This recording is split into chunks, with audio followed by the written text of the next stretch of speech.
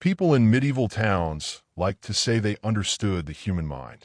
They believed they could read a person just by watching how they walked, how they talked, or even how long they stared at the sky. And in a world lit only by candlelight and ruled by superstition, even the most ordinary behaviors could be seen as signs of something dangerous, something whispered about behind closed doors. The Middle Ages were full of strange rules and silent fears, and the line between normal and not normal was so thin that anyone could step over it without meaning to. That is where this story begins, with a small village, a few ordinary people, and a long list of medieval beliefs that turned simple human habits into warnings of madness. The air was cool that morning as the villagers gathered around the market square, shuffling past the wooden stalls with baskets in their hands. Bakers carried warm bread, shepherds joked with each other, and children tugged their mothers' sleeves, asking for honey cakes. Everything looked peaceful, but even in a place as quiet as this, people watched one another with careful eyes. Because in medieval times, every little action spoke loudly. If someone laughed alone for too long, people whispered. If someone stayed awake late into the night, neighbors took notice. And if someone wandered into the woods at dawn without explaining why, the entire village might hold a meeting about it. One of the people everyone watched was a young woman named Eleanor. She wasn't strange at all by modern standards. She liked to hum softly to herself while she worked, and sometimes she forgot to respond when people called her name because she was lost in her thoughts. Today, she stood near a stall selling dried herbs, gently touching each bundle as if she could hear a story in them. A few villagers walked past her and exchanged quiet looks. Eleanor didn't notice. She had no idea that her simple habits, her daydreaming, her quiet humming, her late-night candles still glowing in her window, were being added up, piece by piece, into something the village elders called unusual. Near the well stood a boy named Bram, only 12 years old, with a habit of tapping his fingers on anything he touched. He tapped when he waited, tapped when he thought, tapped when he was nervous or excited or bored. It was harmless, but in the Middle Ages, idle tapping could make people uneasy. Some believed it meant a restless spirit had entered the body. Others thought it was a sign the child could grow into a dangerous man. Bram didn't know any of this. He had simply seen musicians in the town square last summer and liked the rhythm they made. Now the rhythm lived in his hands, and he carried it everywhere he went. Then there was Aldrich, a kind shepherd who often wandered alone on the hills. He was quiet but gentle, always taking care of his sheep like they were his closest friends. Sometimes he talked to them softly when he thought no one could hear. But in a world where talking to animals without a practical reason was seen as strange, Aldrich lived under a cloud of suspicion. His neighbors liked him, yet they also wondered about him. Why did he spend so much time alone? Why did he avoid the tavern? Why did his eyes look so far away, as if he were watching a memory instead of the present moment? These things didn't trouble Aldrich, Eleanor, or Bram. To them, their behavior was normal, human. But in a time when people didn't have the words to describe emotions, stress, or anxiety, every quiet pause or wandering thought could be misunderstood. Medieval beliefs labeled people quickly and harshly, and once a label settled on someone, it was almost impossible to shake off. That week, something unusual happened that made everyone even more nervous. The town healer, a calm older woman named Marin, noticed more and more villagers coming to her with whispered concerns about their neighbors. They asked her whether humming to oneself was a sign of something dark. They asked if restless sleep meant someone was cursed. They even asked if too much thinking could lead to madness. Marin tried to explain that people were simply people with quirks and habits that didn't always need a story behind them. But villagers were already trapped in their own fears, and fear spreads faster than truth, especially in a world with no books to rely on, no science to ground them, and no understanding of mental illness as we know it today. Late one evening, Marin closed her wooden shutters and lit a small oil lamp. She opened an old leather-bound book, a rare treasure she kept hidden from most people. It wasn't magical, just filled with notes from generations of healers before her. And inside were lists, strange, sad lists, of the signs people believed showed a restless mind. Sleeping too much, sleeping too little, talking too quickly, talking too slowly, laughing at nothing, crying without a reason, walking alone, thinking too deeply, even being quiet for long periods. These harmless things had once led to punishments or isolation or fear. And as she read those old lines, she noticed something that made her exhale heavily, as if a weight had been placed on her chest. Many villagers, far too many, fit these descriptions, and some of them didn't even realize how closely they were being watched. The next day, a small group gathered at the church, whispering to the priest. They spoke of a dangerous pattern forming in the town, a string of behaviors they believed could not be ignored. They mentioned Eleanor's wandering mind, Bram's tapping hands, Aldrich's quiet nature. The priest tried to calm them, but the worry in their eyes only grew stronger. They insisted that something had to be done before one of these signs turned into a problem. In medieval times, people feared what they didn't understand, and fear had a way of snowballing, turning small concerns into big decisions. As the sun set behind the hills, Eleanor walked home slowly, unaware that her name had been brought up in that meeting. Bram sat on a fence, tapping out a tune, unaware that a few people had started avoiding him. Aldrich watched the horizon in silence, unaware that someone had suggested he might be hiding something. Nothing had changed in their hearts, yet everything had changed in the way the village saw them. That night, Maren stayed awake long after most candles were blown out. She watched the moon rise, watched shadows shift, and wondered how she could protect the people who were being judged for simply being themselves. She knew the villagers meant no harm. They were just afraid. But fear could grow roots, and once it did, it could twist the truth into something unrecognizable. Outside, the streets were silent, the kind of silence that feels heavy, as if the whole village is holding its breath. And somewhere in that quiet darkness, a single thought began spreading through the town, slowly, quietly, like a whisper carried by the wind. What if these small behaviors weren't just harmless quirks? What if they were warnings? Someone would make a decision soon, and once that decision was made, nothing in the village would ever be the same. And as the night deepened, Maren realized something chilling. She wasn't sure if she was imagining it, or if the fear in the village had already moved beyond her ability to stop it. And then, just before dawn, someone knocked on her door. A knock soft enough to seem polite, but trembling enough to mean trouble. She opened her eyes, heart thudding, wondering who had come at this hour, and what news they were bringing. The story continues. The knock echoed again, a little louder this time, as if whoever stood outside was gathering the courage to insist. Maren wrapped her shawl around her shoulders and stepped carefully across the uneven wooden floor. Her lamp flickered with every breath of wind pressing against the shutters. When she finally reached the door, she hesitated, letting her hand hover over the latch. In a town already thick with fear, even a late-night visitor felt like something important, something heavy. She opened the door slowly. Standing on her doorstep was a young man named Tolan, one of the quieter villagers who rarely spoke unless spoken to. He looked pale in the moonlight, his hands twisting nervously around the brim of his hat. Maren felt her stomach tighten. People didn't come to her at this hour for small concerns. Something had happened. "Tolan," she whispered, "is everything all right?" He shook his head before she even finished the question. "It's Eleanor," he said softly. She wandered out of her home again. People saw her walking near the woods, and they're saying, his voice trailed off as if he didn't know how to continue, or maybe he didn't want to. Maren didn't need him to finish. She could already guess what the village was whispering. She stepped outside and gently closed the door behind her, keeping her lamp raised to light the path. "Show me," she said. Tolan nodded and led her toward the eastern edge of the village, where the houses thinned and the shadows grew longer.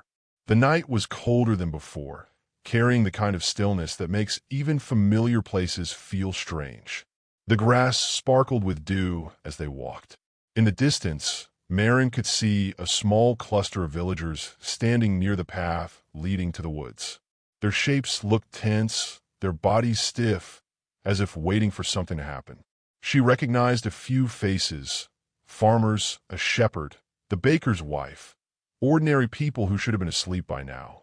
When they saw Marin approaching, a murmur ran through them. Someone stepped back, another held their shawl tighter.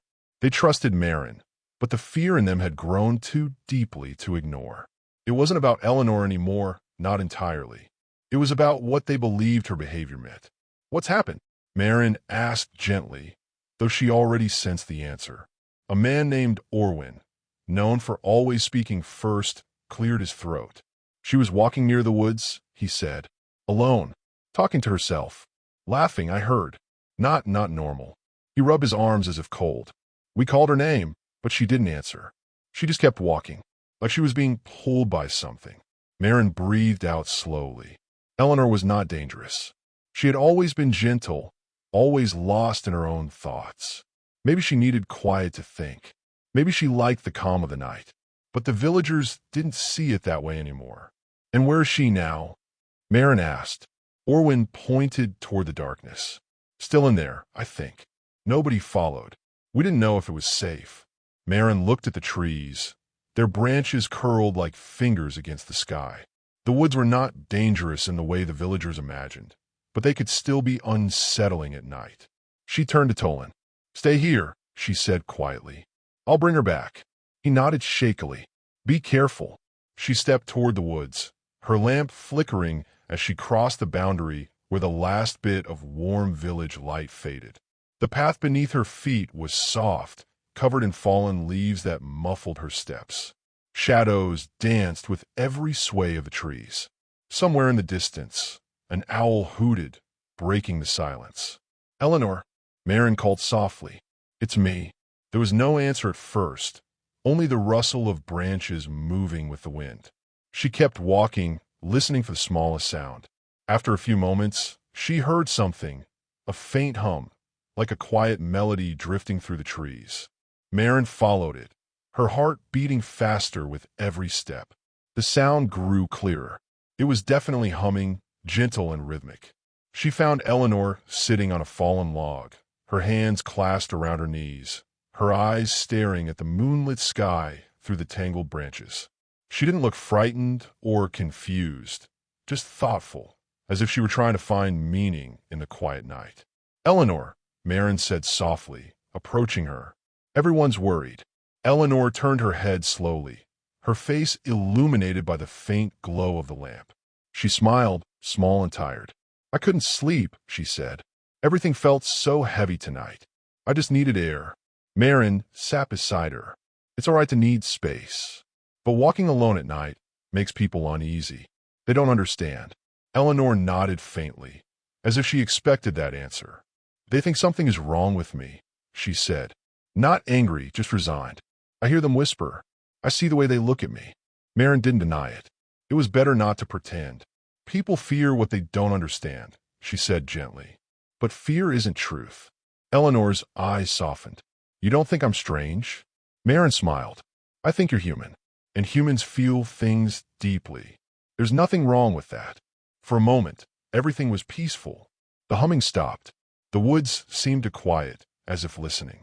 Then Eleanor looked down, brushing her fingers over the fabric of her dress. "Marin," she whispered, "do you ever feel like the world is watching too closely?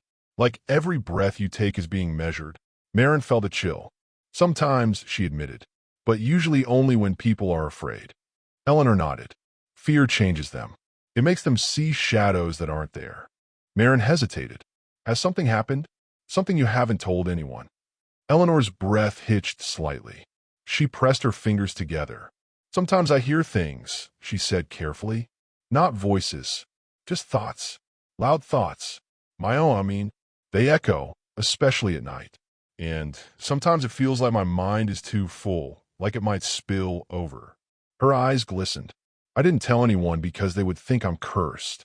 Marin placed a hand on her shoulder. "Eleanor, many people feel overwhelmed. It doesn't mean anything is wrong with you." Eleanor swallowed hard. "But they'll think differently." And that was the truth. No matter how gently Marin tried to speak, the villagers were already sinking deeper into their fears. Ordinary signs of stress, exhaustion, or emotion were being twisted into signs of danger.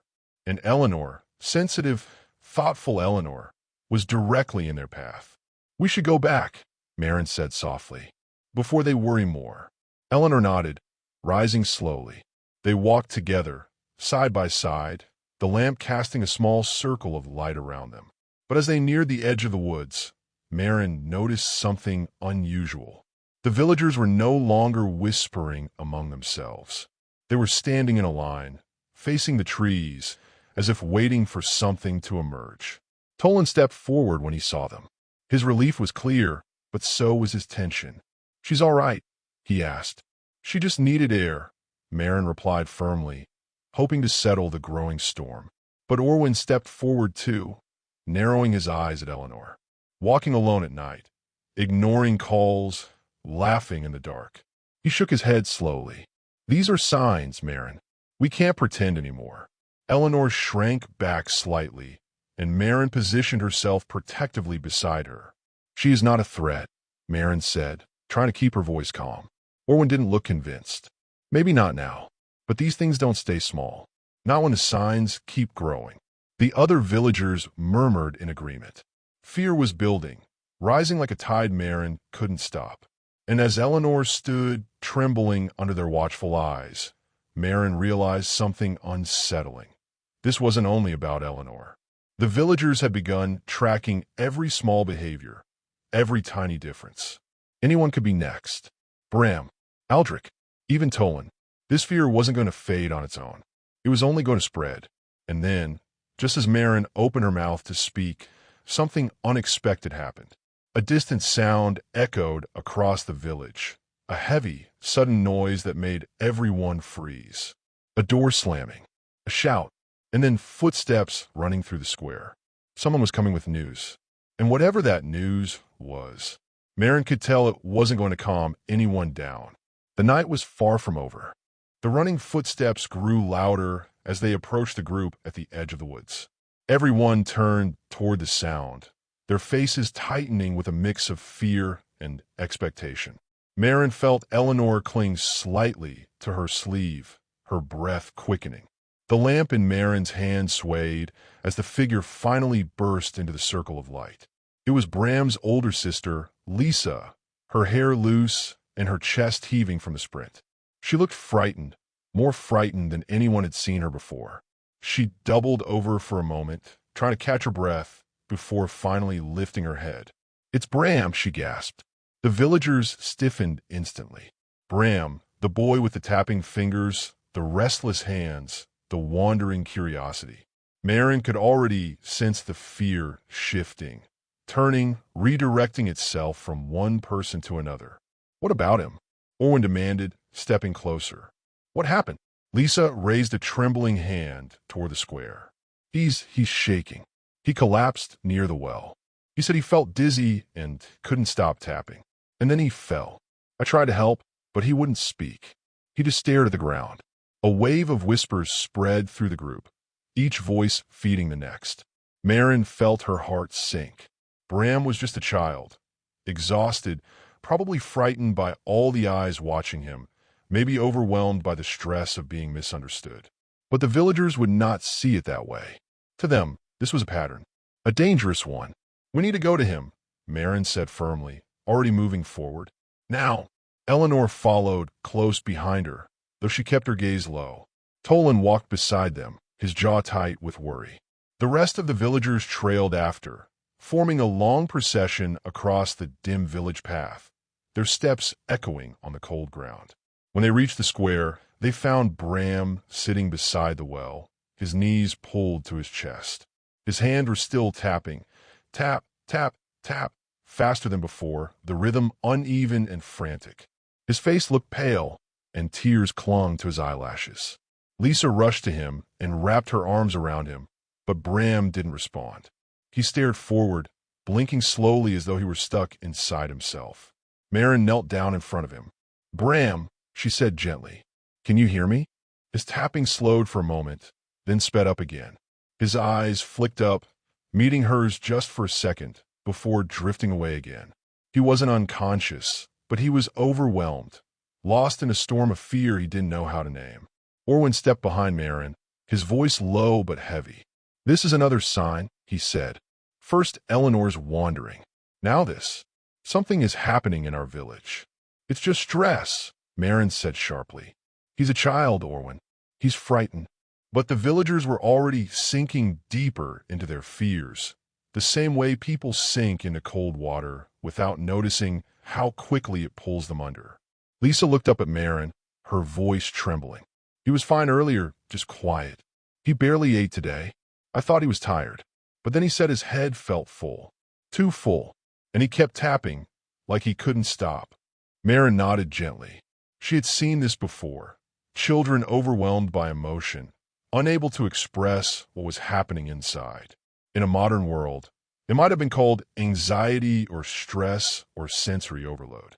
But in medieval times, there were no words for these things. Only fear.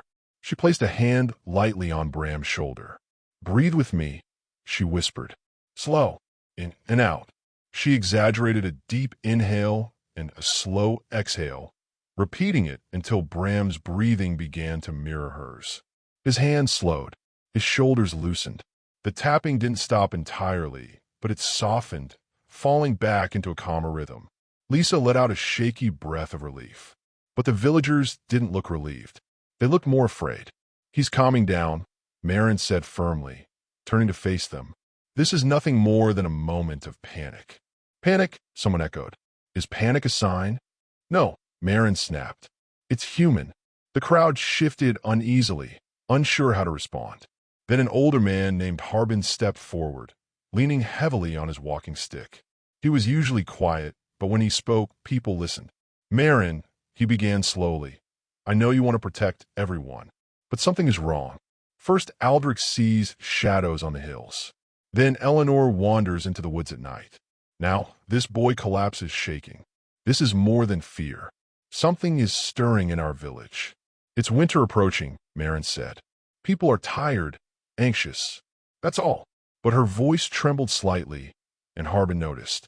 The villagers whispered again, the sound like dry leaves scraping across stone.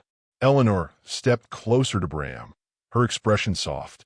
She crouched beside him and gently touched the back of his hand.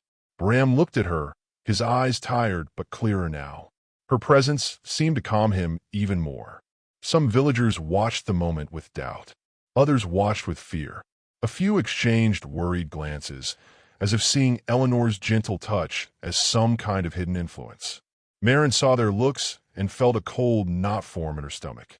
"We should bring him home," she said quietly to Lisa. "He needs rest, warmth, and food. Nothing more." Lisa nodded quickly. "I'll take him." With Toland's help, she lifted Bram to his feet. His tapping had nearly stopped now, replaced by small, shuddering breaths that slowly steadied. Marin watched them start toward their home, hoping the crowd would disperse. But the villagers didn't leave. They stayed exactly where they were, standing in a loose circle, staring at Marin and Eleanor as if waiting for something more. An explanation, a confession, a reassurance they no longer believed she could give. Finally, Harbin spoke again. "We will meet tomorrow," he said, "at the church. We must discuss what we've seen. We cannot ignore these signs." Eleanor's breath caught. Marin squeezed her arm gently, grounding her. Orwin nodded firmly. "A meeting is needed. The village must protect itself." Marin wanted to argue, to insist that fear was the only danger here. But she could see it in their eyes. The decision had already been made. The meeting would happen with or without her support. Slowly, the villagers drifted away, disappearing into their homes one by one until the square was nearly empty. Eleanor stood in the quiet, staring at the cobblestones beneath her feet. "They don't trust me," she whispered. "They think I'm the cause of it all." "No," Marin said softly. "They're looking for something to blame. And when people are afraid, they look at the gentlest ones first."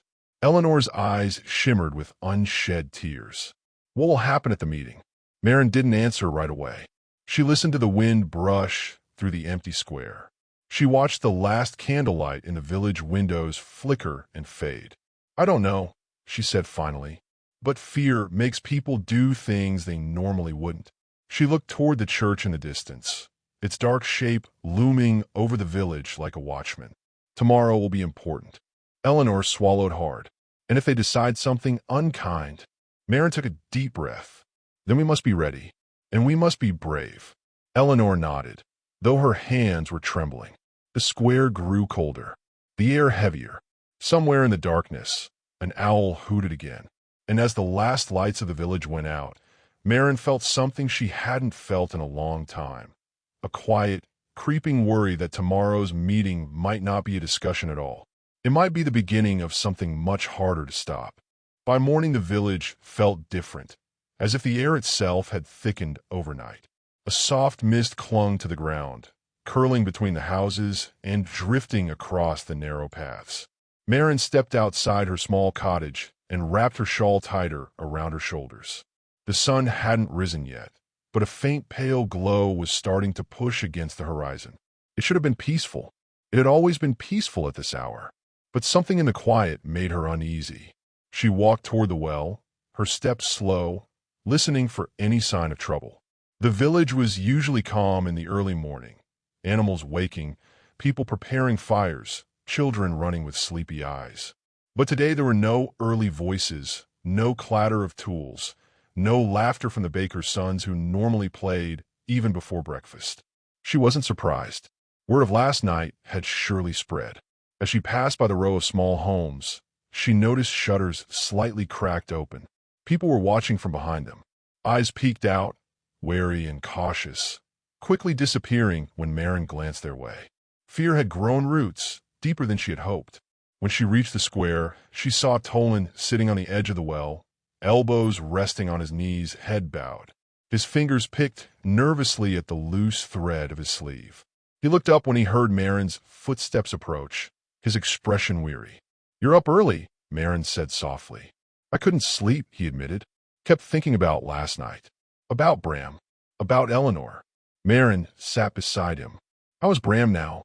Did Lisa say anything?" Tolan nodded. "She came out a little while ago. Said he's still tired, but calmer. He slept through the night." "That's good," Marin said, though she wished it eased her worry more than it did. Tolan took a slow breath. "Do you think the meeting today will help anything?" Marin hesitated. "It depends on what people bring into it. If they come with open minds, maybe. If they come with fear already decided, then it won't be easy." Tolan rubbed the back of his neck. Orwin was talking to a few men near the mill yesterday afternoon. He said quietly. He said something about patterns, signs, that we should start paying closer attention. He swallowed. "I think he believes something bad is spreading." "Fear spreads faster than truth," Marin said. "Always." They sat in silence for a moment, watching the mist curl around the empty square. Marin wished she could tell Tolan everything would be all right, but she didn't want to lie. Not to him, not to herself. Soon, voices began to rise from different corners of the village. Not loud, but nervous. People were stepping out of their homes, gathering in small groups, whispering carefully. Marin could almost feel the tension in the air tightening as the sun slowly climbed higher. The church bell rang, soft, steady, calling everyone to the meeting. Marin stood. Tolan rose with her, hesitation in his eyes. "Stay close," she said. He nodded, and they began walking toward the church. The building stood at the highest point of the village, its stone walls cold and gray. Usually it felt welcoming, a place where people gathered for warmth and comfort. But today, as people entered quietly and took their seats on the wooden benches, the church felt different. Heavy, like a room filled with unspoken questions. Marin and Tolan took seats near the front. She looked back and saw Eleanor slip in silently through the doorway, her steps small and cautious. Her eyes searched for a familiar face. When she saw Marin, she relaxed just a little and sat beside them. Bram and Lisa stayed closer to the back, the boy's hands twitching slightly as he clutched his sister's sleeve. His tapping had returned, soft but steady, like a nervous drumbeat no one could ignore. Orwin stood near the front of the room, his arms crossed, eyes scanning the crowd. He had the posture of someone waiting for agreement, not discussion. Harbin entered last, leaning heavily on his stick, but his gaze was sharp. He nodded to Orwin, signaling the meeting should begin. Orwin cleared his throat, and the murmurs faded. "We all know why we're here," he began. "Last night we saw signs, strange behaviors, unsettling moments that cannot be ignored." Marin felt Eleanor tense beside her. Orwin continued, "This village has always been safe. Always calm. People work, eat, sleep, laugh. We know each other. We trust each other. But lately things have been different." He gestured toward Bram at the back. A boy collapses shaking, unable to speak. Then toward Eleanor. A woman walks alone at night, laughing to herself, ignoring the calls of her neighbors. Eleanor's hands tightened on her lap. Then toward Aldrich, who stared blankly at the floor. A man sees shadows on hills where none stood. Orwin shook his head. These things do not happen for no reason. Something is affecting our people. Something we cannot see. Marin stood before she realized she had. Her voice was steady, but strong. Fear is affecting our people. The cold, the long nights, the pressure of winter. These behaviors are normal reactions to stress. They are not signs of danger. Orwin turned toward her with a thin smile that held no warmth. "Marin, you always speak with calmness. But calmness cannot explain everything." "It explains more than fear does," she replied. A few villagers exchanged uncertain glances. Others watched Marin with a mixture of hope and doubt. Harbin finally spoke, his voice low. "We must understand what we're seeing, but we should not jump to conclusions." Orwin's jaw tightened, but he nodded unwillingly. "Then let's discuss." People began to speak, one by one. Some defended Eleanor, saying she had always been kind, gentle, harmless. Others said Bram was simply frightened, and that children sometimes shake when overwhelmed. A few pointed out that Aldrich had been working too hard, carrying heavy loads day after day. But there were also voices filled with fear. Voices that whispered about curses, unnatural changes, unseen threats. Voices that remembered old stories from long ago. Stories passed through generations about strange behaviors that were said to be signs of something dark approaching. A woman in the corner spoke of her grandmother's tales, where wandering at night meant being touched by spirits. A man talked about how excessive tapping was once seen as a warning of misfortune. Another said that hearing one's own thoughts too loudly might be a sign of imbalance. The fear began weaving itself through the room again, slowly, like smoke creeping into cracks. Eleanor's breathing grew uneven. Marin placed her hand over hers to steady her. Finally, Harbin raised his hand, and the room quieted. "We need facts, not fear," he said. "But if the village believes something is happening, then we must acknowledge the concern." Marin felt her heart drop. Concern was one thing. Action was another. Orwin seized the moment. "So let's watch. Let's pay attention. Let's make sure these signs do not grow." He scanned the room, not to punish, but to protect. But Marin could see it written clearly in the villagers' eyes. The line between protecting and blaming was already thin. When the meeting ended, people filed out slowly, still whispering, still glancing nervously at Bram, Eleanor, and even Aldrich. The mist outside had lifted slightly, but not the tension. As Marin walked out with Tolan and Eleanor, she felt something shift in the village air. A quiet agreement formed, not spoken aloud but felt. People would be watching now, watching every unusual step, every moment of silence, every restless hand, every wandering thought. Fear had become its own kind of storyteller, twisting simple human behaviors into warnings. And once fear learns to speak, it rarely stays quiet. Tolan looked at Marin, worry deep in his eyes. "Do you think this will calm down?" he asked. Marin gazed out across the village, at the people gathering in small circles, talking fast and low. "No," she whispered. "Not yet." And as Eleanor clutched her shawl tighter, glancing nervously toward the woods at the edge of the village, Marin realized something she hadn't wanted to admit. The real danger wasn't in the strange behaviors. The danger was in what the villagers were beginning to believe. The whispers of the town spread slowly at first, drifting through markets and doorways the way smoke curls under a loose roof tile. People didn't talk openly, not yet, but you could sense it in the way they looked at one another, longer than necessary, with questions behind their eyes they didn't dare speak aloud. The idea that normal behavior could be mistaken for illness in medieval times wasn't just a strange topic for them. It was something they lived with every day. It was a shadow that followed every laugh, every stumble, every quiet moment spent alone. And as the days passed, it was clear that more and more villagers began wondering if these signs they once ignored were actually warnings. Thomas noticed it too, especially with the older folks. He saw how a harmless twitch of the hand or a pause before answering a question could spark discomfort among neighbors. He watched Mrs. Ida, the baker's wife, hesitate before every sentence, as if she feared saying the wrong word might put her on someone's whispered list. Even the children sensed something strange creeping through the town. Their games grew quieter, their laughter softer, as if they feared drawing too much attention. Thomas knew this wasn't normal. Not for them, not for anyone. Something had unsettled the delicate balance of daily life. One evening, as he sat near the edge of the forest carving small wooden shapes the way he always did when he needed to think, he heard footsteps behind him. It was Mira, carrying a small cloth bag and wearing that expression she wore when she had something she needed to say, but didn't know how. She sat down beside him slowly, letting the silence between them settle. He didn't speak. He waited. "I've been remembering things," she said finally, her voice barely above a whisper. "Things my grandmother told me when I was young." She took a breath, her hands trembling slightly. She used to say that fear can twist the truth into something unrecognizable. That people who don't understand something will try to control it or punish it. Thomas felt a chill that had nothing to do with the wind.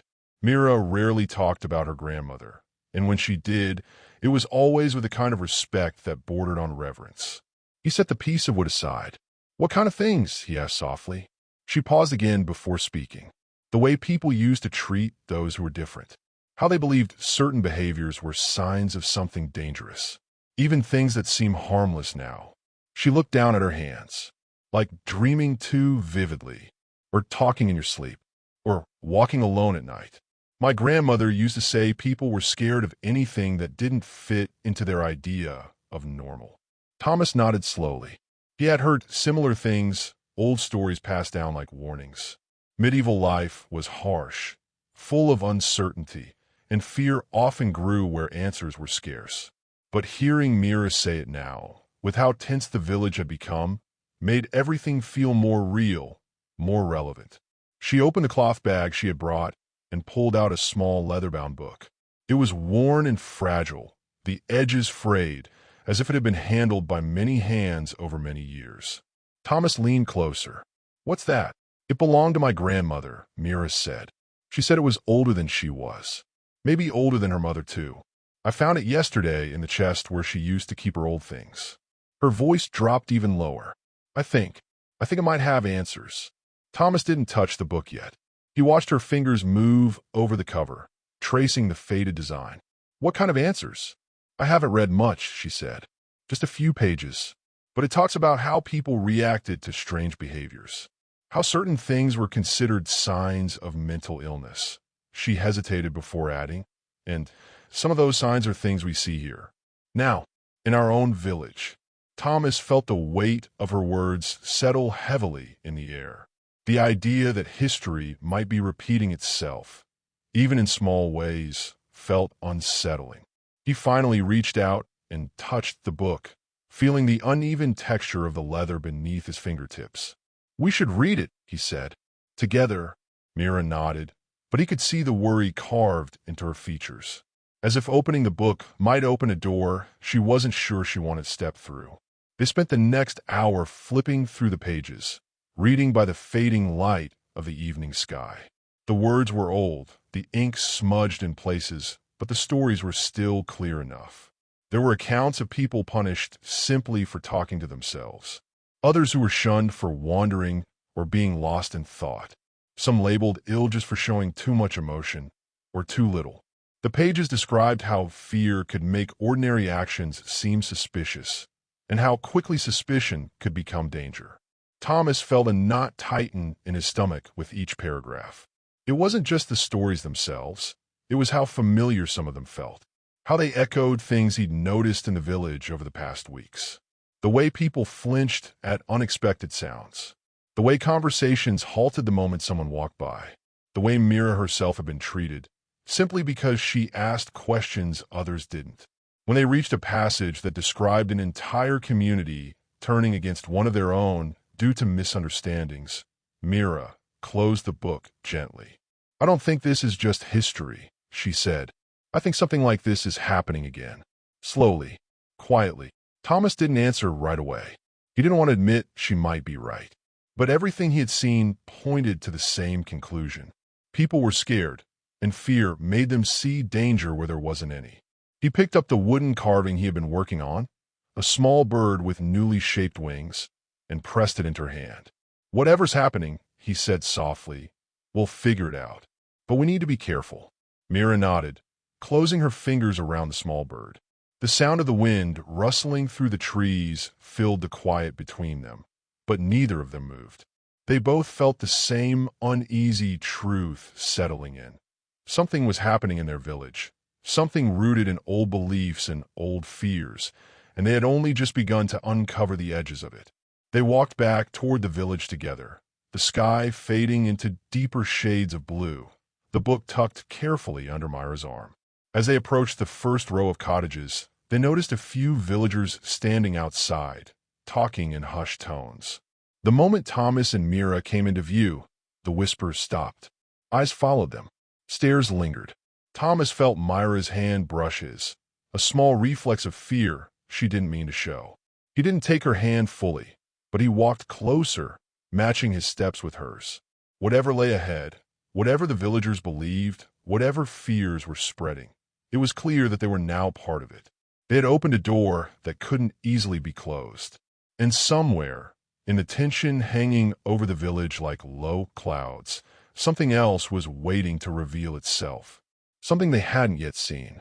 Something the book had hinted at but not explained. They didn't know it yet, but the real mystery was only beginning to unfold. The night settled over the village with a heaviness that felt different than before. It was the kind of darkness that made every sound sharper, every shadow deeper. Thomas lay awake long after the last candle in the house had burned out, staring at the faint outline of the ceiling. He kept hearing the same moment replaying in his mind. The way the villagers had fallen silent when he and Mira walked past, the way their eyes had held too many questions and not enough warmth. It was a weight he couldn't shake. No matter how many times he tried to convince himself, it was nothing. He turned on his side and listened to the wind slip through the cracks of the shutters. It made the house feel even smaller, as if the world outside was creeping in a little more each hour. When the first hint of dawn finally brushed against the room, he sat up and took a steady breath. Today, he thought, they needed answers. More than ever. Across the village, Mira was awake too, sitting at her small wooden table with her grandmother's book opened in front of her. Her fingers kept returning to a passage she had read the night before, one that described how people during medieval times often confused ordinary emotions with signs of illness. A quiet person was seen as hiding something. A thoughtful person was accused of drifting into dangerous ideas. And anyone who showed fear was believed to be carrying some invisible mark. She traced the faded ink, wondering how much of that old thinking had seeped into the present without anyone realizing. The villagers didn't speak of illness openly, but their behaviors, those glances, the whispered conversations, felt like echoes of a mindset her grandmother had warned her about. A mindset that grew stronger when people searched for something or someone to blame. When she stepped outside, the morning was already thick with unease. Two women stood by the well, talking in low voices. A man nearby pretended to tie his cart ropes, but kept glancing at her. She didn't make eye contact. She walked straight toward Thomas's home, gripping the book tightly beneath her cloak. Thomas was already waiting for her. His exhaustion showed around his eyes, but his determination hadn't faded. "We need to talk to people," he said quietly. "Not to challenge them, just to understand what's causing all this." Mira nodded. Someone must know where these fears are coming from. They didn't start on their own. They went first to the baker's shop. The warm smell of bread usually filled the place, but today it was faint, almost hidden behind the scent of smoke from the morning ovens. Mrs. Ida looked up when they entered, her smile too quick, too nervous. "Morning," Thomas greeted gently. "We wanted to ask if everything's all right. People seem troubled lately." Mrs. Ida wiped her hands on her apron. "It's nothing," she said quickly. "Just the weather. Makes people tense." But her tone didn't match her words. Mira exchanged a glance with Thomas. "Did something happen?" she asked softly. "Something that frightened the village?" Mrs. Ida hesitated. Her eyes flicked toward the window, as if checking who might be listening. "Some folks think people are acting strange," she whispered, "doing things that don't seem normal. There's talk that it might be signs." She lowered her voice even more. "Signs of sickness. The kind no one wants to speak about." Thomas felt the air tighten. "What kind of strange things?" She swallowed. "Lila's boy talks to himself in the fields. Arnulf's brother walks at night. Rowan's daughter draws symbols in the dirt. They say these things aren't normal. The people are changing." She leaned closer. "And some think others are hiding similar signs." Myra's heart sank. Those weren't signs of illness. They were regular behaviors, things anyone could do, things children always did, things many adults never outgrew. But now, under fear, they were being twisted into suspicion. "Who started this talk?" Mira asked. "I don't know," Mrs. Ida whispered, shaking her head. "People heard it from others. It's been spreading like smoke." When they left the bakery, the morning sun had climbed higher, but the tension didn't lift with the light. If anything, it grew clearer. People glanced at them as they walked by, whispering behind cupped hands. A woman pulled her child away as they approached, not rudely, but with a kind of silent caution that stung more deeply than words. "We need more than talk," Thomas said. "We need to understand what really triggered all this." "Fear doesn't spread without a spark." Mira nodded, but her mind drifted back to the book. There had been a section she skimmed too quickly, something about how entire communities sometimes reacted to things they didn't fully understand. A rumor could become a belief in hours. A belief could shape actions in days. They went next to Lila's home. Her son, the one who talked to himself in the fields, was sitting outside with a wooden toy cart, quietly humming to himself. He looked peaceful, lost in his own little world. Lila hurried outside before they could speak to him, her eyes full of worry. "I know why you're here," she said in a tight voice. "They've been saying things about him. But he's fine. He's always talked to himself when he plays. He's always had a big imagination." Thomas spoke gently. "We believe you, but we're trying to understand where these fears started." Lila shook her head. "People need something to blame. The quiet nights, the strange dreams, the sickness in the air. They connect everything that doesn't need connecting." "Strange dreams," Mira repeated. Lila froze for a second, as if realizing she had said too much. "Just people have been complaining of restless sleep. Nightmares. Waking and not knowing why." Her voice softened. "I've had them too. The kind that feel too real." Mira felt a shiver run through her. Dreams have been mentioned in the book too. How in medieval times, vivid or unsettling dreams were sometimes seen as signs of trouble. Not because dreams were unusual, but because people were desperate for explanations. "Has anyone gone missing?" Thomas asked carefully. Lila blinked. "No, but some folks swear they've heard footsteps outside at night, or seen figures moving through the fog." Her expression grew tense. People imagine things when fear settles in. They left with more questions than answers.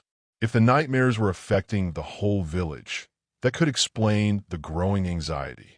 But dreams alone couldn't cause this level of suspicion. There had to be something else feeding it, some deeper fear people didn't want to admit. By afternoon, Thomas and Mira found themselves near the edge of the forest again. It was quieter there, the sounds of the village fading behind them. The trees stood tall and unmoving, their branches catching the light in thin, trembling patterns. Mira opened the book once more, flipping to the section about shared fears. "Here," she said, pointing. "It talks about how groups sometimes experience collective tension, how stress can make people believe dangers that aren't real." She swallowed hard. "But it also says that sometimes people's fears grow when something actually does happen. Something small they can't explain, so they fill in the gaps with their imagination. Thomas stared at the trees. So something did happen here. Something no one's talking about. He didn't know what it could be yet, but he felt it. A sense that the fear spreading through the village wasn't born from nothing. Something had gone wrong weeks ago, and only now were people reacting to it. Before he could say more, a shadow moved between the trees. Both of them froze. It wasn't large, but it was too quick to be a trick of the light. Thomas stepped forward, but Mira grabbed his arm. "Don't," she whispered. "Not yet." The shadow paused, then vanished deeper into the woods. Thomas and Mira exchanged a look, one filled with questions neither could answer. Whatever was happening in the village was far from simple. Fear was building, suspicion was spreading, and now, even the forest seemed to be hiding something. Something that didn't want to be seen. And they had no idea yet how close it truly was. The wind shifted as the shadow disappeared into the forest, leaving only the rustle of leaves and the faint smell of damp earth behind. Thomas stood perfectly still, listening, trying to catch any sign that whatever they'd seen was still nearby. But the woods had gone quiet again, too quiet. Even the birds, usually chirping high above, seemed to have fallen silent. Mira clutched her grandmother's book to her chest, her breath shallow. "Did you see that?" she whispered, though she already knew he had. Her voice trembled in a way she couldn't hide. "I saw something," Thomas answered softly, "but I don't know what." He stepped forward, carefully, as if afraid one wrong move would disturb something fragile. Mira followed, though every instinct in her told her to turn back. The forest had always been familiar to them. A place they'd played as children, gathered wood as teenagers, and used as an escape from the heaviness of village life. But today it felt different, as though the trees held their breath, watching. When they reached the spot where the shadow had darted, they found nothing. No footprints, no disturbed branches, nothing to prove that anything had been there at all. "It was too solid to be imagination," Mira murmured, "and too fast to be a normal animal." Thomas nodded silently. He wanted to explain it away, say it was a deer or a fox, but that flicker of shape had carried intent. Something aware of them, something watching them. "We should go back," Mira said finally. "Being out here this long won't help us understand what's happening." But as they returned to the village, the sense of being watched didn't disappear. It followed them, pressing against their backs like a cold breath. They didn't speak until the houses came into view, and by then, the village looked even more uneasy than before. A small group had gathered near the square, voices rising in tense, overlapping tones.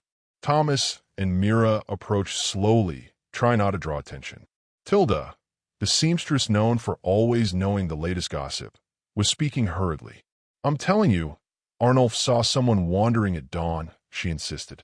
"Near the fields." So they were muttering to themselves and dragging something behind them. "Dragging what?" someone asked. "He didn't know," Tilda replied. "But he said it didn't look normal." Mira and Thomas exchanged a look. The villagers weren't just scared. They were weaving fear into stories faster than anyone could sort truth from rumor. And those stories were beginning to shape the way people acted.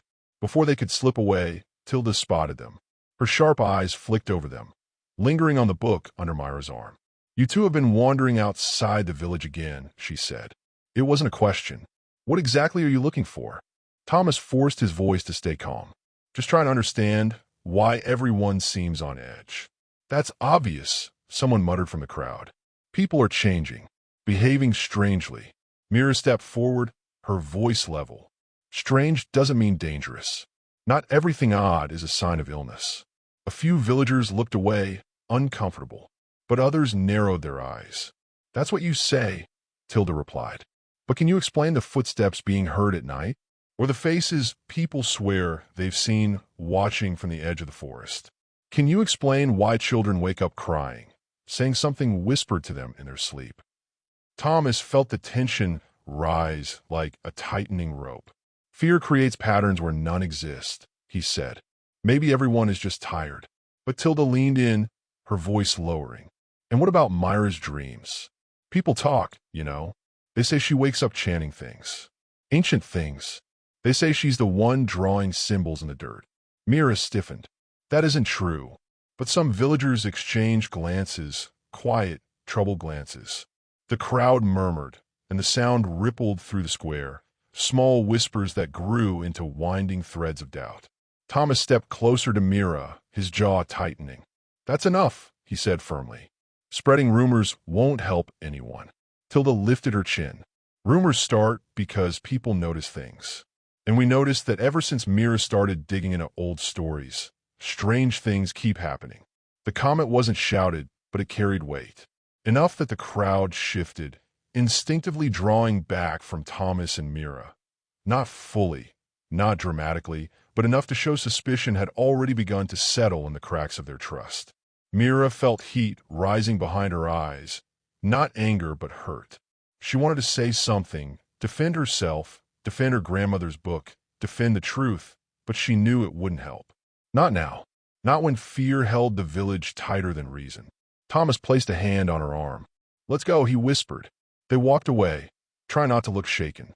But once they were out of sight, Mira exhaled shakily. "They think I'm part of it," she said. "Part of whatever they're imagining." Thomas nodded grimly. "Fear makes people look for someone to blame." "But why me?" Myra's voice cracked. "I've never harmed anyone." "You ask questions," Thomas said. "You think differently. In times like these, that's enough." They found themselves back near the forest edge, not because they wanted to return, but because it was the only place where the village's judgment felt farther away. Mira opened her grandmother's book again, hands trembling slightly, flipping through pages until she reached a worn section near the back. "There was something here," she said, running her finger down the page. "I didn't understand it earlier, but now it feels important." Thomas leaned over to read with her. The passage described a phenomenon. Villagers during medieval times waking up terrified, feeling as though they had been watched in their sleep. The text explained how stress, hunger, and changing seasons could cause vivid dreams or sleepwalking. But the people of that time didn't know that. Instead, they believed unseen spirits were whispering to them. "It's almost the same," Mira said quietly. "The nightmares, the footsteps, the feeling of being watched." "But these people believed it was supernatural," Thomas replied. "And the villagers now are falling into the same trap," Mira finished. She closed the book with a soft thud. "If we don't do something, they'll start accusing people outright. And once that starts..." Thomas didn't need her to finish the sentence. He'd seen enough in the village to know how quickly suspicion turned into action. Before he could speak, a sudden sound broke through the trees. A branch snapping, then another. Thomas and Mira froze. The sound was steady, careful, like footsteps trying not to be heard but failing. Something was moving through the woods again. But this time, it wasn't running. It was approaching. Slowly, deliberately. Thomas took a step back, instinctively placing himself between Mira and the forest. She gripped the book tighter, her pulse racing. The trees ahead shifted as something passed between them. A shape, a silhouette, human, but not familiar. And when stepped closer, they could see its posture, slightly hunched, as if carrying a burden. They still couldn't see its face. Mira whispered, "Who is that?" The figure paused at the edge of the trees. Close enough to be real. Close enough to be seen. But didn't speak. Didn't move. Didn't breathe. Not that they could hear. It simply stood there, facing them, watching. And in that long, breathless moment, Thomas and Mira realized something unsettling. Whatever mystery was haunting the village, it was no longer hidden in the shadows. It was standing right in front of them, watching, waiting, and they still had no idea what it wanted. Thomas felt every muscle in his body tense as the figure stood there at the tree line, unmoving, almost blending into the dimming light. For a heartbeat, or maybe several, neither he nor Mira dared to inhale too deeply. The forest behind the figure looked darker now, as if the shadows themselves were leaning forward to listen. The stranger shifted slightly, not stepping closer, but adjusting their weight in a slow, deliberate movement, almost as if they were making sure Thomas and Mira saw them clearly.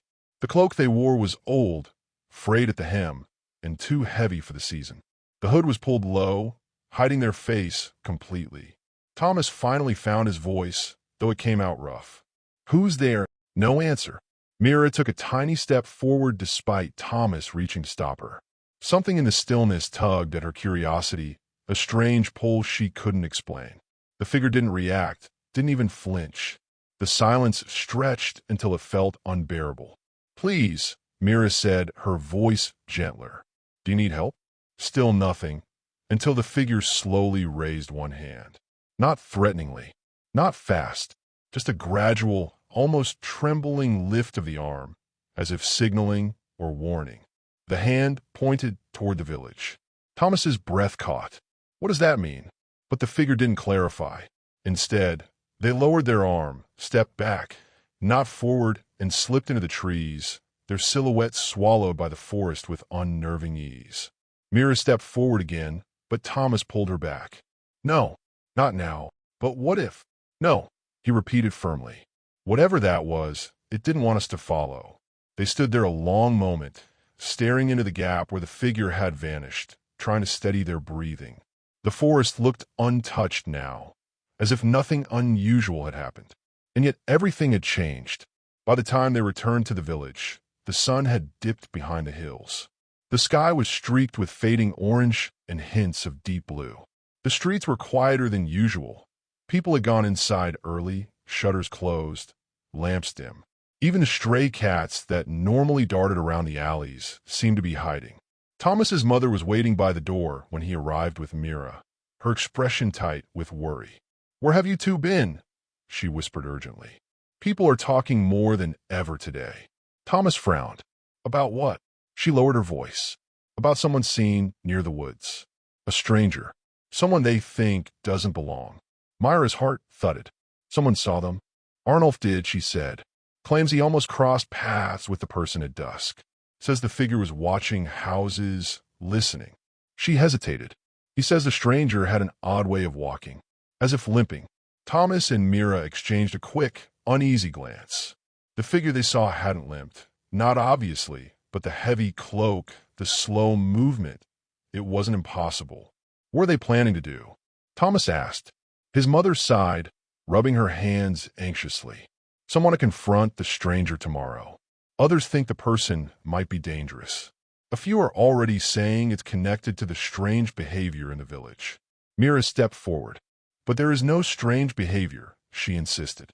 "People are overreacting. They're scared, so they're connecting things that don't belong together." His mother gave her a sad, knowing look. "Fear doesn't listen to reason, Mira. You should know that." Mira swallowed. She didn't know. Her grandmother had told her countless stories, how fear shaped decisions, fueled accusations, and turned innocent people into suspects. Tomorrow's confrontation felt like a match near dry straw. Later that night, Thomas couldn't sleep. The house was quiet, but not peaceful. Every creak of the wood, every soft groan of settling beams carried a tension that seeped into his thoughts. He sat by the window, staring at the moonlit roofs of the neighboring houses. The stranger had been watching the village. But why? Outside, a faint sound broke the silence. Footsteps, slow, dragging faint. He leaned closer to the window. A figure moved between two houses, half hidden in shadow. Not the same cloak as earlier. This figure was smaller, lighter, moving differently. They didn't feel threatening, just troubled. He watched the person stop in front of Arnulf's house. The figure paused, head tilted, as if listening to something only they could hear. Then, without warning, the figure turned sharply and walked away into the night. Thomas frowned. Another strange behavior. Another story someone could twist. He exhaled slowly and returned to bed, though sleep still didn't come. The next morning, Mira arrived early. She looked tired, dark circles under her eyes, hair not fully braided, the book tucked under her arm again. She didn't wait to greet him before saying softly, "I had another dream." Thomas's chest tightened. "The same kind." She nodded. There was a whisper again, but this time it sounded closer, like it was standing right beside me. "Did you understand what it said?" "No," she replied. "Just a feeling, like a warning, or a reminder." Before they could discuss it further, a loud knock echoed through the street. When they stepped outside, several villagers were already gathering around a cluster of men carrying tools. Rakes, lanterns, thick walking sticks. It wasn't a mob, but it was close enough that the air felt electric. "We're searching the forest today," Arnulf announced, roughly tying a rope around his belt. "That stranger has no right to lurk around our homes." Tilda stepped forward. "If they're bringing illness or danger, we have to know. These signs won't stop on their own." Mira clenched her jaw. "You're jumping to conclusions." "We're protecting our families," Tilda snapped. Thomas stepped up beside Mira. "If you go into the forest angry, you'll see danger even if it isn't there." Arnulf narrowed his eyes. "Then stay out of our way." The group began marching toward the forest path, their shadows stretching long across the ground as more villagers followed. Not all of them believed in the threat, but none wanted to be left uninformed or defenseless. Mira turned to Thomas, panic rising in her voice. "We have to go with them. We can't let them confront someone who might not be dangerous." Thomas nodded. "If we don't go, things could get worse." They followed from a short distance, not part of the group, but close enough to see the crackling tension ahead. The forest loomed larger as they approached, its branches swaying as if whispering warnings. When the villagers entered the woods, the atmosphere changed instantly. The forest seemed darker today, the shadows longer, the wind colder. Every snapped twig felt like a shout. Voices hushed. Footsteps slowed. The group spread out, searching between trees, behind bushes, along narrow deer trails. Then suddenly, a shout. "I found something!" Everyone rushed toward the voice. Arnulf was pointing at a patch of ground where the leaves had been disturbed. A faint imprint, something that could be a footprint but too smudged to confirm. "It's him," someone muttered. "Or someone else," Thomas countered. But no one was listening now. The forest felt charged, watchful. Mira stepped back, sensing something heavier in the air. She opened her book again, flipping to another passage, one she'd read days ago, but forgotten. It described how, in medieval villages, fear often led people to believe someone among them carried a hidden threat. Even harmless people became symbols of danger simply because they acted differently or appeared at the wrong moment. Mira whispered, "This is happening again. Right now." Thomas looked around and saw it too. The villagers weren't searching for answers anymore. They were searching for a target. Another shout rang out, this time filled with genuine alarm. "Over here." People rushed toward the sound. Mira and Thomas followed, their hearts pounding. And when they reached the clearing, they froze. Because standing in the center of it was the stranger. The same cloak, the same silent posture, the same presence. Except this time, the villagers surrounded them completely, and no one knew what would happen next. The wind over the old valley began to shift that night, as if something unseen moved through it with a purpose. Elena felt it before anyone else did. She paused mid-step on the narrow path, her lantern casting a soft glow on the moss-covered stones. The silence around her wasn't peaceful anymore. It felt charged, like the air just before a lightning strike. She turned slowly, scanning the empty darkness between the trees, knowing that whatever was happening in Medford wasn't just superstition or old fears returning. Something deeper was waking up, something that the people of the village had spent generations trying to forget. Soren walked a few steps behind her, his quiet footsteps almost lost under the rustling leaves. He noticed her stop and move closer, lowering his voice. He asked her what she sensed, but she couldn't explain it in simple words. Instead, she told him that the stories they'd been hearing, about strange sleepwalking episodes, fits of laughter in the middle of the night, people wandering the fields and claiming they saw visions, were more connected than they had thought. It wasn't just strange medieval beliefs about mental illness resurfacing. It was as if the villagers were being pulled into one shared thread, one woven long before they were born. They continued toward the abandoned cloister where the last surviving records of the old mind healers were kept. These medieval healers had once treated normal behaviors as signs of mental disturbance. Things like daydreaming, overthinking, talking to oneself, or sudden changes in mood. Elena and Soren needed to understand why so many of those old descriptions seemed to match what the villagers were experiencing now. They had no interest in judging those ancient ideas, only in understanding what had shaped them, and how those beliefs could still be echoing centuries later. Inside the cloister, the air was cold and still. The walls were lined with fading manuscripts and broken wax seals. Elena held her lantern higher, letting the warm light dance across the long wooden tables. She expected dust and silence, but instead she found a faint trail of footprints across the stone floor. Fresh ones, still sharp. Soren noticed them too.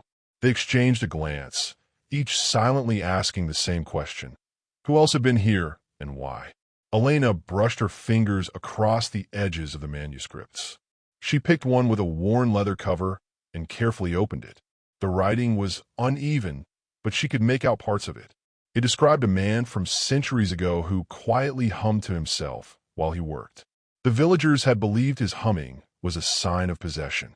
They feared the sound because it was unfamiliar, because it didn't fit into their rigid expectations of normal behavior. So they ran him out of the village. Elena felt a weight in her chest as she read. The story wasn't scary, it was sad. It made her wonder how many gentle people had been misunderstood simply because they didn't fit into narrow lines. Soren, meanwhile, had found another parchment that mentioned a woman who often stared at the sky, lost in thought. To modern eyes, it might seem like simple daydreaming. But to the people of that time, such drifting thoughts were seen as dangerous, signs that a person's mind might wander into places it shouldn't. They believed that a wandering mind could invite spirits or dark forces. Soren shook his head as he read, troubled by how fear had shaped so much of life in the medieval era.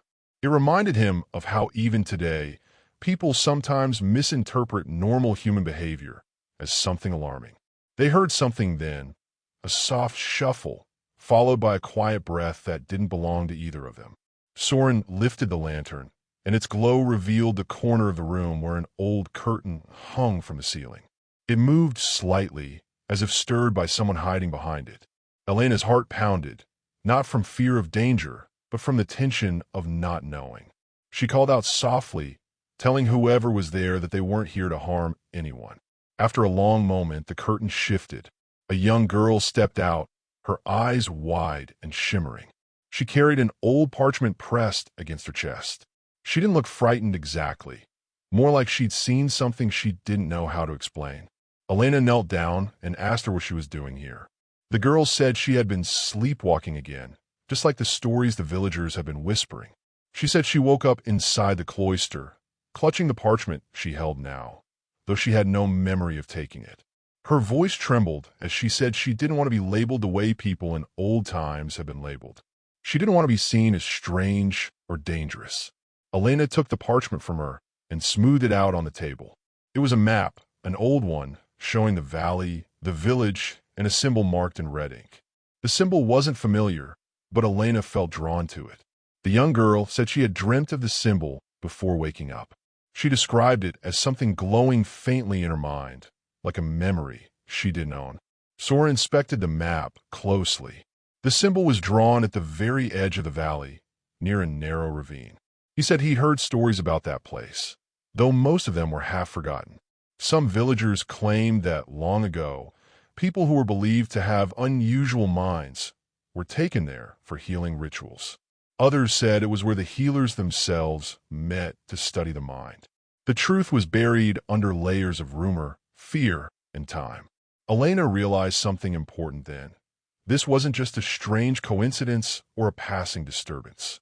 The behaviors the villagers had been experiencing, these normal actions that medieval people saw as signs of mental illness, were leading them somewhere. It wasn't random. Something was connecting the past and the present, something that wanted to be uncovered. The young girl clung to Elena's sleeve and whispered that she wasn't the only one sleepwalking. Several others in the village had been waking up in strange places too, near the fields by the old well, even inside the empty watchtower. And they all had the same symbol in their dreams. Soren felt a chill spread through him. He told Elena that whatever was happening wasn't just a matter of history repeating itself. It was something active, something unfolding. They all stepped outside the cloister, the lantern's flame flickering wildly as a rush of wind swept past them. In the distance, the valley lay quiet under the night sky, But Elena couldn't shake the feeling that beneath that stillness, something was moving. Something ancient. She tightened her grip on the map and told Soren they had no choice but to follow the trail. The only way to understand what was happening now was to uncover what had happened then. The fears, the misunderstandings, the old beliefs about the mind. They all pointed toward the same hidden place. But before they took a single step toward the ravine, the ground beneath them trembled ever so slightly, like a heartbeat pulsing through the earth itself. It was the first sign that whatever they were chasing was already awake. The trembling under their feet faded as quickly as it came, leaving only the quiet hum of the night around them. Elena stood still, her breath caught somewhere between fear and fascination. She had felt small earthquakes before, but this wasn't one of them. This was too deliberate, too focused, as if the land itself were responding to their discovery. Soren glanced at her, and the look in his eyes told her he felt the same thing. This wasn't a natural shift. It was a warning, or maybe an invitation. The young girl held tighter to Elena's arm, as if the earth might open again. Elena knelt down and reassured her gently, brushing a strand of hair from her face. She asked her if she had ever felt something like that during her dreams, something like a pull. The girl nodded hesitantly and said that in her dreams, the ground always felt alive, humming under her feet as if urging her to keep walking. She said she didn't know what it wanted her to find, but she knew she wasn't supposed to ignore it. Soren held the old lantern up again, studying the map under its faint glow. The red symbol seemed almost brighter now, as if the tremor itself had activated something on the page. He traced the lines leading to the ravine, realizing they weren't just paths or marks. They were patterns, repeating shapes that ancient healers had once used. These shapes appeared in medieval texts when describing the restless mind, a term used to explain behaviors people didn't understand. Sleepwalking, sudden sadness, bursts of creativity, moments of deep quiet.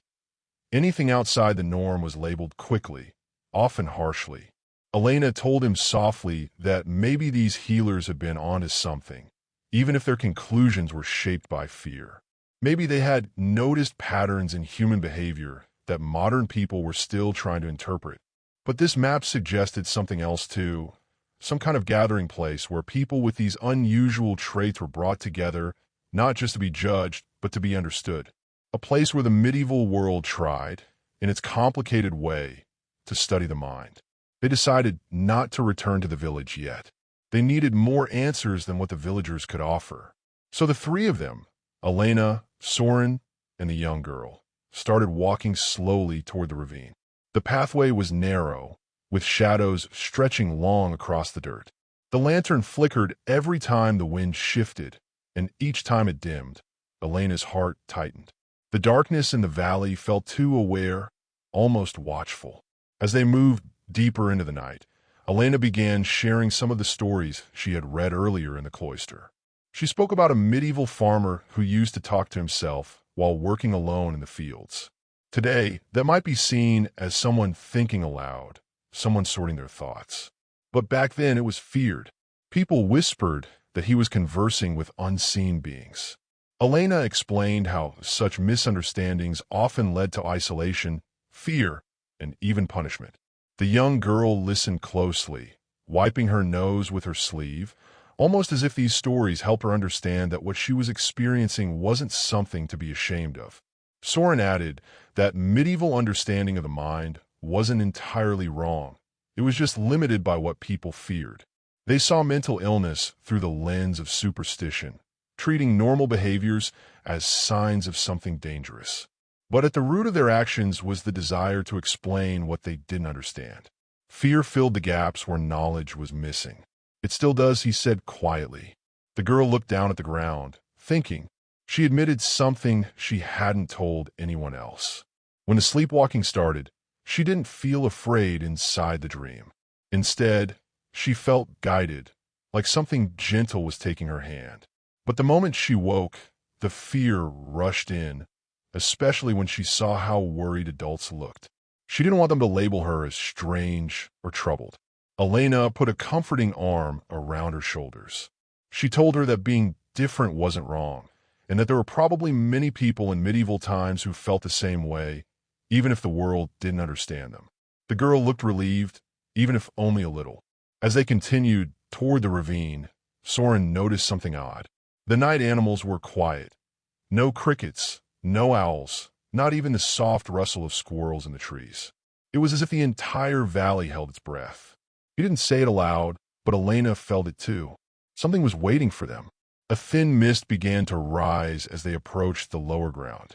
It curled around their legs like pale smoke, cool and strangely dense. The girl pressed closer to Elena, while Soren raised the lantern higher to see through it. The mist thickened, making the world feel smaller, more enclosed. Then, Elena noticed faint shapes in the distance, slender stone markers, half sunken into the earth. They looked like ancient boundary posts, the kind healers and scholars sometimes used to mark sacred study areas. She moved toward one and brushed her fingers against the rough surface. Marks were carved into the stone, circles, lines, and symbols similar to the ones on the map. Soren joined her and whispered that these markers suggested rituals or gatherings. But they weren't for punishing people. They were used to observe, to learn, to study behaviors that frightened the community. This ravine wasn't a place of shame. It was something like an old sanctuary of a mind. They stepped between the stones, and the mist parted slightly, revealing a narrow path that sloped downward. The deeper they went, the cooler the air became, and the more distinct the symbols grew. Some were carved into stones along the path, others into the ground itself. The girl whispered that she had seen these exact shapes in her dreams, glowing softly like fireflies. Elena's hands trembled as she held the map. Everything was pointing them forward, deeper and deeper. This wasn't just an exploration of medieval beliefs. It wasn't just a strange coincidence. They were walking into something alive, something ancient that had been waiting patiently beneath the valley for centuries. Soren stopped suddenly and crouched down. He had found something half buried under the soil, a circular stone, smooth as glass, engraved with a symbol matching the red one on the map. He wiped the dirt away, revealing more lines connecting to the circle, forming a pattern he didn't fully understand. Elena knelt beside him, her breath catching. She felt a faint vibration from the stone, almost like a pulse. Before either of them could speak, the ground trembled again, stronger this time. The lantern flickered violently, nearly going out. The girl grabbed Elena's arm in fear, but Elena held her steady. Then they all heard it, the sound of distant footsteps echoing from the darkness ahead. Slow, deliberate, coming closer. Elena and Soren exchanged a silent glance, both realizing the same chilling truth.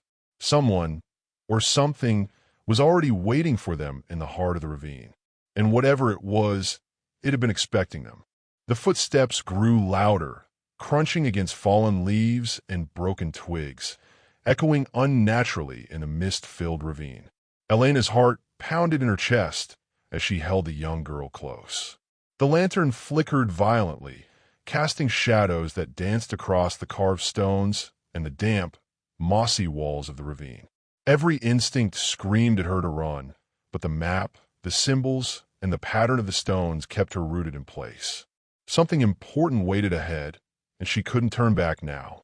Soren tightened his grip on a sturdy branch he had picked up along the path. Though it was hardly a weapon, it gave him a small sense of control, something tangible against the rising tide of tension. "Stay close," he whispered. "No sudden moves." Elena nodded, feeling the weight of responsibility pressing down on her. The girl clutched her cloak tightly, eyes wide and unblinking as the footsteps came nearer. A shadow emerged from the fog, tall and deliberate. The figure moved slowly, almost floating above the earth, and stopped just beyond the circular stone that marked the center of the ravine. The symbols on the ground seemed to shimmer faintly under the lantern light. Elena took a shallow breath.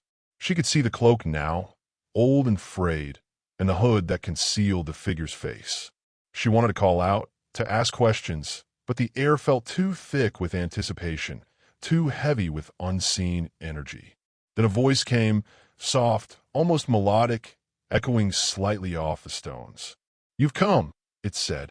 There was no anger, no accusation, only a quiet certainty that made Elena shiver. "You found what many forget to seek." The voice was human, yet it carried something else beneath it, a depth, an authority, a presence that transcended the ordinary. The girl pressed herself closer to Elena, whispering, "Who? Who is that?" Elena didn't answer. She felt in her bones. The figure wasn't here to harm them. But it wasn't neutral either. There was a purpose behind its silence, and the pulsing energy in the circle of stones told her that this was a threshold, a boundary between what was known and what had been hidden for centuries. The very air seemed to hum in response to the figure, vibrating against her skin like a distant drumbeat. Soren stepped forward slightly, raising the lantern higher. "We mean no harm," he said firmly, though his voice wavered slightly. "We only want to understand." The figure tilted its head, the hood concealing any expression, but its posture seemed to acknowledge his words. Slowly, it raised one hand, pointing toward the circle. The symbols glowed a faint, almost imperceptible light, and the mist thickened around their feet, curling like fingers reaching for them. Elena felt a pull, subtle but insistent, tugging her toward the center of the circle. She glanced at Soren, who looked equally affected. The girl's grip on her arm tightened, but Elena realized that the pull was gentle, guiding them, not forcing them. It was as if the ravine itself were awakening, responding to their presence, and the figure had been waiting for someone to answer this call. "Step into the circle," the figure said, its voice echoing in the mist. "Only there will you see the truth. Only there will the past speak to you." Elena's throat tightened. The voice carried no threat, yet every instinct told her this moment would define what came next. She hesitated, looking down at the symbols carved into the stone, feeling the energy pulse beneath her feet. The young girl whispered, trembling, "Do we have to?" Elena nodded slightly. "Yes, but stay calm. Nothing will happen if we step carefully." She took a slow step forward, followed by Soren and then the girl, feeling the cool mist wrapping around them like a cloak. As they reached the center, the symbols flared briefly, a soft golden glow illuminating the ravine. It wasn't frightening, it was mesmerizing, as though the stones themselves were alive, speaking in a language older than words. The figure stepped back, still watching silently. Elena felt the pull intensify, a gentle tug at her mind that wasn't invasive but commanding attention. Her memories of the stories, the manuscripts in the cloister, the dreams of the young girl, they all coalesced into a single awareness. This place, these stones, the ravine, it was a sanctuary for minds that had always wandered, that had always been misunderstood. And now, somehow, it had called to her, to Soren, and to the girl. Then the ground vibrated again, stronger this time, like the pulse of the valley itself, syncing with the energy in the circle. Elena gripped the girl's hand tightly as the light from the symbols spread outward, illuminating faint shapes that had been invisible before, shapes etched into the ravine walls, long-hidden carvings of people, faces, and patterns. She realized they were depictions of the villagers from centuries ago, each person marked with the same symbols that had appeared in the manuscripts. They were records, memories encoded into stone, waiting for someone to interpret them. Soren's voice broke through her thoughts. "Elena, look at this." He pointed to a cluster of carvings that seemed to shift subtly, the lines connecting like threads, forming a larger image. As they stared, the shapes began to move, or at least, the mind perceived movement. Faces blinking, figures gesturing, eyes turning toward the center of the circle, as if acknowledging the present.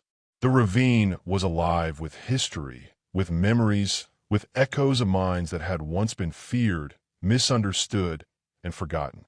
The young girl gasped. "It's they're watching us." Her voice was barely audible. Elena shook her head. "Not watching. Recognizing. They want to be remembered." The girl's wide eyes glimmered with awe and fear. "But why now?" she whispered. The figure spoke again, its voice calm and resonant. "Because the threads of fear have grown too strong in the village. The past has been forgotten, and old patterns are resurfacing. The signs were everywhere: whispers, dreams, sleepwalking, but they were ignored. You have come to see the truth before fear turns to violence. Elena's heart pounded. The villagers' growing suspicion, the way they had reacted to small deviations in behavior. Everything was converging here, in this ravine, at this moment. Elena felt a sudden pull, a tug at the edge of her mind that demanded her attention. Visions flashed before her eyes. Sleepwalkers moving through the village at night. Children whispering to unseen shapes. People isolated and misunderstood. The past and present merged, showing her that the patterns weren't random. They had always existed, repeating silently, shaping behavior and belief. And now, for the first time, someone had been called to witness it, to understand it fully. Soren and the girl were equally transfixed. The symbols pulsed, responding to their awareness, glowing brighter with each heartbeat. The air itself seemed to vibrate, carrying faint whispers that were almost audible, fragments of long-forgotten conversations, half-remembered stories, warnings, and pleas. The ravine wasn't just a place.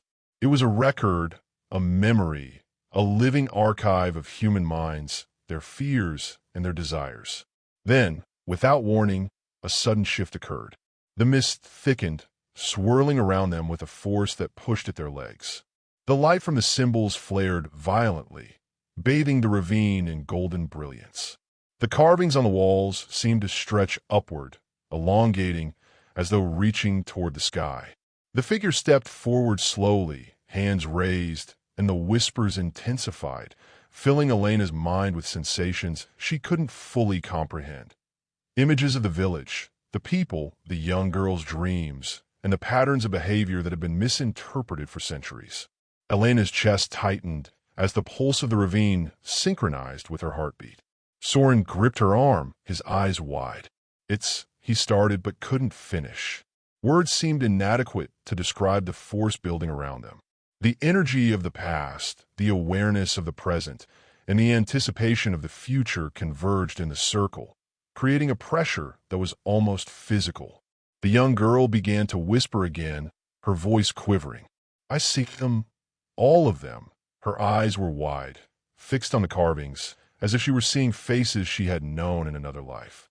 The symbols on the ground glowed brighter still, forming concentric circles that seemed to pulse outward, connecting the carvings to the center and to the figure standing there. Elena realized, with a mixture of awe and fear, that the figure wasn't just a guide. It was a key, a guardian of something the village had long forgotten. The energy in the circle had been dormant, waiting for someone to witness it, to acknowledge the patterns of fear and misunderstanding that had persisted for centuries. And now, that moment had arrived. But before they could understand more, a sudden, sharp sound echoed from the forest beyond the ravine, a scream, distant but piercing. The mist quivered violently. The symbols flickered. The carvings on the walls seemed to writhe as though reacting to the intrusion. The pulse of energy intensified, and the air grew heavy, almost suffocating. Elena clutched the girl tightly. Soren raised the lantern, trying to pierce the darkness, but the shadows around the ravine were thick, almost alive. The figure stepped forward, closer to them now, its presence overwhelming. It raised a hand again, not in warning, but in command. The symbols on the ground glowed brighter, the carvings on the walls almost vibrating with life. The whispers surged in intensity, overlapping into a chaotic symphony of voices, each fragment a message, a warning, or a memory. Elena's head swirled with the sensations. She understood, then, that the climax of this discovery was about to arrive. Everything, the village's fear, the sleepwalking, the patterns of misunderstood behaviors, the ancient carvings, the presence of the figure, was converging in this moment. They were on the brink of uncovering the full truth of the ravine, but the energy around them warned that the revelation would not be gentle. It would demand understanding, courage, and recognition of the fears that had persisted for centuries. And in that charged, breathless instant, the pulse of the circle surged higher than ever before. The carvings glimmered, and the whispers became almost deafening. Elena, Soren, and the young girl stood frozen, hearts racing, the weight of history pressing down on them, knowing that what they were about to see and feel would change everything they thought they understood about the village, the ravine, and the delicate line between fear and understanding. The air trembled, the mist swirled, the figure advanced, and the first full glimpse of the ancient secret that had waited centuries to be revealed was about to unfold. The air in the ravine had grown almost unbearably thick, charged with a force that pressed on their chests as though the valley itself were holding its breath. Elena, Soren, and the young girl stood frozen at the center of the glowing circle, the symbols pulsing under their feet with an intensity that seemed to sync with their own heartbeats. Every instinct screamed at them to step back, but the pull was irresistible, as though the stones themselves demanded acknowledgement. The figure moved closer, silent but immense in presence. Its hood still concealed its face, yet Elena felt the weight of eyes upon her, eyes that seemed to see into her very mind. She gripped the young girl's hand tightly, feeling the tremor in her own fingers. The whispers around them, soft voices that had begun as fragments, now swelled into a chorus of emotion, nearly overwhelming in their intensity. They weren't words as much as feelings. Sorrow, fear, longing, and a strange, insistent hope. Soren stepped forward slightly, as if his movement might anchor them to reality. What is this place?" he asked, voice trembling. His words barely carried over the hum of energy that now seemed almost alive, coiling around them, pulling their thoughts towards something immense and ancient. The figure raised a hand again, slowly, deliberately. The light from the symbols on the ground surged, and for the briefest moment, the hood fell back slightly, revealing a face that was human, yet not quite. The eyes glimmered with the gold of the stones beneath their feet, reflecting a knowledge that was both terrifying and beautiful. "This place," the figure said, voice resonating through the ravine, "is the memory of the minds you have misunderstood. Those who were labeled, feared, or forgotten. This was their sanctuary. And now, you have been called to witness it." The young girl whispered, voice trembling, All the people in my dreams, they're here." Her gaze flicked across the carvings on the walls, which had grown brighter, revealing countless faces etched into the stone. Figures of men, women, and children from centuries past looked down at them, expressions frozen but alive in a way that defied time. Elena's chest tightened. "Yes," the figure replied softly. "They linger, not as shadows, but as lessons. Every misjudged mind, every fearful whisper, every act of cruelty born from misunderstanding, they left traces. And now, the patterns are resurfacing in your village. You have come to see, to understand, before fear consumes what is innocent." Elena felt a shiver run through her. She thought of the villagers who had been whispering about the sleepwalking, the sudden bursts of laughter, the small, abnormal behaviors they could not control. She realized that the past and present were mirroring each other. Fear creating misinterpretation, misinterpretation feeding suspicion, suspicion growing into panic. Soren's gaze flicked to the young girl. She was one of them, he said quietly. She has been sleepwalking, dreaming, carrying the memories. "Yes," the figure said. "The threads of time are thin here. Some are chosen to carry them. Some are chosen to witness. And some are chosen to confront the fear before it becomes destruction." A sudden gust of wind swept through the ravine, rattling the lantern, making the mist swirl violently. The whispers surged into a single, almost coherent voice that filled their minds. Elena clutched the girl, who was shaking. "It's too much," the girl whispered, tears running down her cheeks. I don't understand it."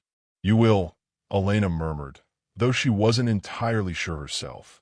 She could feel the pressure in the air building, an almost physical force that pressed against her mind. The carvings on the walls now seemed to move subtly, lines shifting, faces turning toward the center of the circle. The symbols beneath their feet pulsed faster, glowing brighter, as though the ravine were alive, breathing. The figure stepped into the circle fully, placing one hand lightly on the ground. The energy surged violently in response, nearly knocking Elena and Soren to their knees. The young girl screamed, clutching Elena's cloak. Elena held her steady, trying to focus on the symbols, the map, and the carvings, but the force was overwhelming. Then the visions came. First flashes of the past. A medieval healer whispering to a frightened child. A villager being chased out of town for humming in the fields. A woman staring at the sky, accused of madness. Then the present. Villagers in their homes whispering about small behaviors. Children wandering at night. Faces full of fear and misunderstanding. And finally, the future. The threads of history repeating unless someone intervened. Elena felt herself being pulled forward mentally into the center of the circle, as if the stone beneath her feet were merging with her own mind. Soren grabbed her arm, trying to anchor her. "Elena, stay with me," he shouted over the growing roar of whispers. The young girl clutched her sleeve wide-eyed. "I can feel them all of them watching." "Yes," the figure said, voice calm but firm. "They are watching because they need to be remembered. They are waiting because fear must be understood before it can destroy." The ground trembled again, stronger now, and a sudden crack echoed through the ravine. Light flared from the symbols on the ground, bathing the entire clearing in gold. Elena had to shield her eyes. When she looked back, the carvings on the walls had shifted completely. No longer mere images, but what looked like living forms, twisting and reaching toward the circle. The young girl cried out, "They're moving." Elena held her tighter, whispering that they were not here to harm, but to communicate. But the intensity of the energy made it almost impossible to think, let alone speak. Soren's grip on the lantern tightened. "We need to understand this," he said, though his voice was edged with panic. This is beyond anything we've ever seen." The figure lowered its hand and pointed toward the far side of the circle. "There," it said, "is the source of the awakening, the root of the patterns. Step forward, and you will see why the minds of the past linger still and why the village trembles under fear." Elena took a deep breath. The pull was irresistible, the air around them thick with expectation. She could feel every heartbeat in the ravine, every whisper, every trace of fear and memory pressing on her mind. She realized they were about to confront the core of the ancient secret, the place where understanding and fear collided, where the line between madness and insight had always been blurred. Step by step, they moved forward, the mist swirling around their legs, the symbols on the ground glowing brighter with each step. The whispers became louder, almost urgent, calling them onward. Elena could feel the energy in the circle wrapping around her mind, pressing her to look deeper, to accept what the carvings and the figure were showing her. The figure stayed at the edge, watching silently, as if guiding them without physically touching them. The young girl stumbled, tears streaking her face, but Elena steadied her. "Almost there," she whispered. "We have to see it." Then, suddenly, the ravine shuddered violently, as if the earth itself were splitting open. The glow from the symbols on the ground flared into blinding brilliance. Elena had to shield her eyes, Soren nearly dropping the lantern, and the young girl screamed in both fear and awe. And at that moment, the central stone, the one engraved with the red symbol on the map, began to lift slightly, hovering a few inches above the ground. A deep hum resonated through the ravine, vibrating in their bones, pulsing in their hearts, merging past, present, and future into a single overwhelming moment. Elena could feel it, the weight of centuries pressing down. All the misunderstood, misjudged, and forgotten minds, the ones the villagers had feared and labeled in medieval times, were converging here, channeling their energy into the stone. She could feel the tremors of memory, fear, and longing coiling around her mind. The circle was alive, and it demanded something. What do we do?" the young girl whispered, voice trembling. The figure spoke, voice rising above the hum. "You must witness it. You must accept it.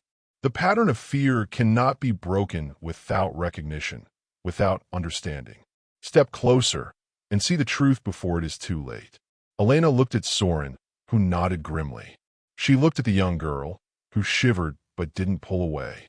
Together, they moved toward the hovering stone, feeling the pulse of history thrumming beneath their feet. The light intensified, the mist swirling faster, and the whispers coalesced into a single, almost intelligible chorus of voices, pleas, warnings, and fragments of forgotten thoughts. And as they reached the stone, the ravine seemed to hold its breath. The tension was unbearable, every nerve in Elena's body alive with anticipation. She realized that whatever they were about to witness, whatever secret the stone held, it would change everything they thought they knew about the village, the minds of its people, and the patterns of fear and misunderstanding that had persisted for centuries. The figure stepped back slightly, hooded face still hidden, hands raised as if to allow the revelation to unfold. The stone hovered higher, glowing brighter, and the energy around them pulsed like the beating of a giant, unseen heart. Elena, Soren, and the young girl exchanged one final glance, their breath shallow. Whatever lay at the heart of this circle, the culmination of centuries of memory, fear, and misunderstood minds, was about to be revealed. And in that moment, the ravine was alive with anticipation. Every carved face on the walls, every symbol on the ground, every whisper in the mist converging toward a single, impossible climax. The secret that had waited centuries to be seen, to be understood, to be recognized, was finally ready to speak. But just as the first glimpse of it began to emerge, a sudden, deafening crack echoed through the ravine. The mist spun violently, and the light from the stone flared brighter than ever. The figure's voice rose, commanding yet calm. "Prepare yourselves, for the truth will demand more than you have imagined." The ground trembled beneath them, and in that breathless instant, the climax hung suspended, a moment of perfect, terrifying anticipation. Elena could feel her heart pounding, the young girl trembling, Soren gripping her arm. Every instinct, every whisper, every pulse of energy converged on the stone, on the carvings, on the figure on them. And then, the revelation began. Elena's vision blurred as the pulsing energy from the stone intertwined with the shadow's dark tendrils. Every fiber of her being was alive with tension, every heartbeat echoing the rhythm of the ravine itself. She could feel the carvings on the walls quivering, almost breathing, as though the ancient memories were aware of the battle unfolding at the center of the circle. The air was thick with mist, charged with both the golden glow of the stone and the oppressive darkness radiating from the shadow figure. The young girl whimpered, pressing herself against Elena, her small hands trembling. It's trying to take us," she whispered. Elena swallowed hard, steadying her own breathing, and whispered back, "No, it's not just taking us. It wants us to understand, to see what fear does when it's left unchecked." Soren's eyes flicked from the shadow to the hovering stone. "We can't fight it with force," he muttered. "We have to use what the sanctuary is showing us, the visions, the carvings, the patterns. That's our weapon." Elena nodded. The manuscripts, the stories of misunderstood medieval minds, the young girl's dreams, all of it led to this moment. This wasn't about strength. It was about comprehension, recognition, and courage. The shadow surged forward, black tendrils slicing through the golden light, coiling around the circle, and pressing against their minds with invisible weight. The carvings on the walls cried out in muted anguish, echoing centuries of fear and judgment. Elena felt the pressure on her skull, the way the whispers intensified into an almost deafening roar. But in the chaos, a pattern emerged. She saw it in the carvings, the faces of people labeled as mad, strange, or cursed in medieval times, connected by lines of energy that mirrored the symbols on the ground. They're linked, Elena gasped. All of them, all the misunderstood minds, they're connected to the stone. Soren's gaze sharpened, and the shadow is feeding off the fear between them and us. It's exploiting our uncertainty. The young girl whispered, voice small but insistent. Then, we need to stop being afraid. Her words cut through the chaos. Elena realized she was right. The stone pulsed in response, golden light expanding, and for the briefest moment, the tendrils of darkness recoiled. The sanctuary responded to recognition, to courage, to acknowledgement. Elena raised her hand toward the hovering stone. "We see you," she said, voice clear despite the roaring energy. "We see the fear, the misunderstanding, the stories of those who were judged and forgotten. We won't let it control us anymore." The pulse of the stone intensified, golden light radiating outward in waves. The carvings on the walls seemed to sway, the faces shifting from expressions of fear and despair to subtle, faint smiles. The shadow hissed, dark energy lashing out, but it faltered. For the first time, it seemed uncertain, disrupted by the acknowledgement of the truths the ravine had held for centuries. Elena realized that understanding, recognition, and memory were not passive. They were power. By facing the fear rather than fleeing it, they could influence the very energy of the sanctuary. Soren joined her, holding the lantern high. "We're not just witnesses," he said, voice resolute. "We're participants. This is alive because people feared it, misunderstood it, ignored it. But now we can guide it." He placed his hand near the stone, letting its golden energy flow through him. The shadow recoiled again, hissing, lashing out, but now the force pressing on Elena and the young girl eased slightly. The young girl stepped forward, small but determined, and pressed both hands onto the stone. I see it now," she whispered. "I see them, the people in my dreams, the ones the village feared. They are not evil." Golden light surged through her hands into the stone, mingling with Elena's and Soren's energy. For a moment, the shadow screeched, its form twisting violently, but it could not extinguish the combined recognition radiating from the three of them. Suddenly, the mist parted in a rush, revealing the far wall of the ravine. There, hidden until now, was an enormous carving of a figure seated among dozens of smaller figures, all connected by lines and symbols. It was the original guardian, centuries old, recorded not just in memory, but in stone, the one who had built the sanctuary and infused it with protective energy. Elena gasped, realizing the significance. The hovering figure had been guiding them toward this very revelation. The shadow shrieked again, and the carvings on the walls flickered as if it were trying to absorb the energy of the stone itself. Elena realized something chilling. The shadow wasn't just an external force. It was the accumulation of centuries of fear, misunderstanding, and superstition from the village. Every whispered accusation, every fearful glance, every misjudged action had coalesced into this entity. And now it sought to dominate the sanctuary completely, to rewrite history and trap the misunderstood minds in perpetual darkness. Soren's voice was firm. "It's feeding on fear, Elena. If we falter, it wins.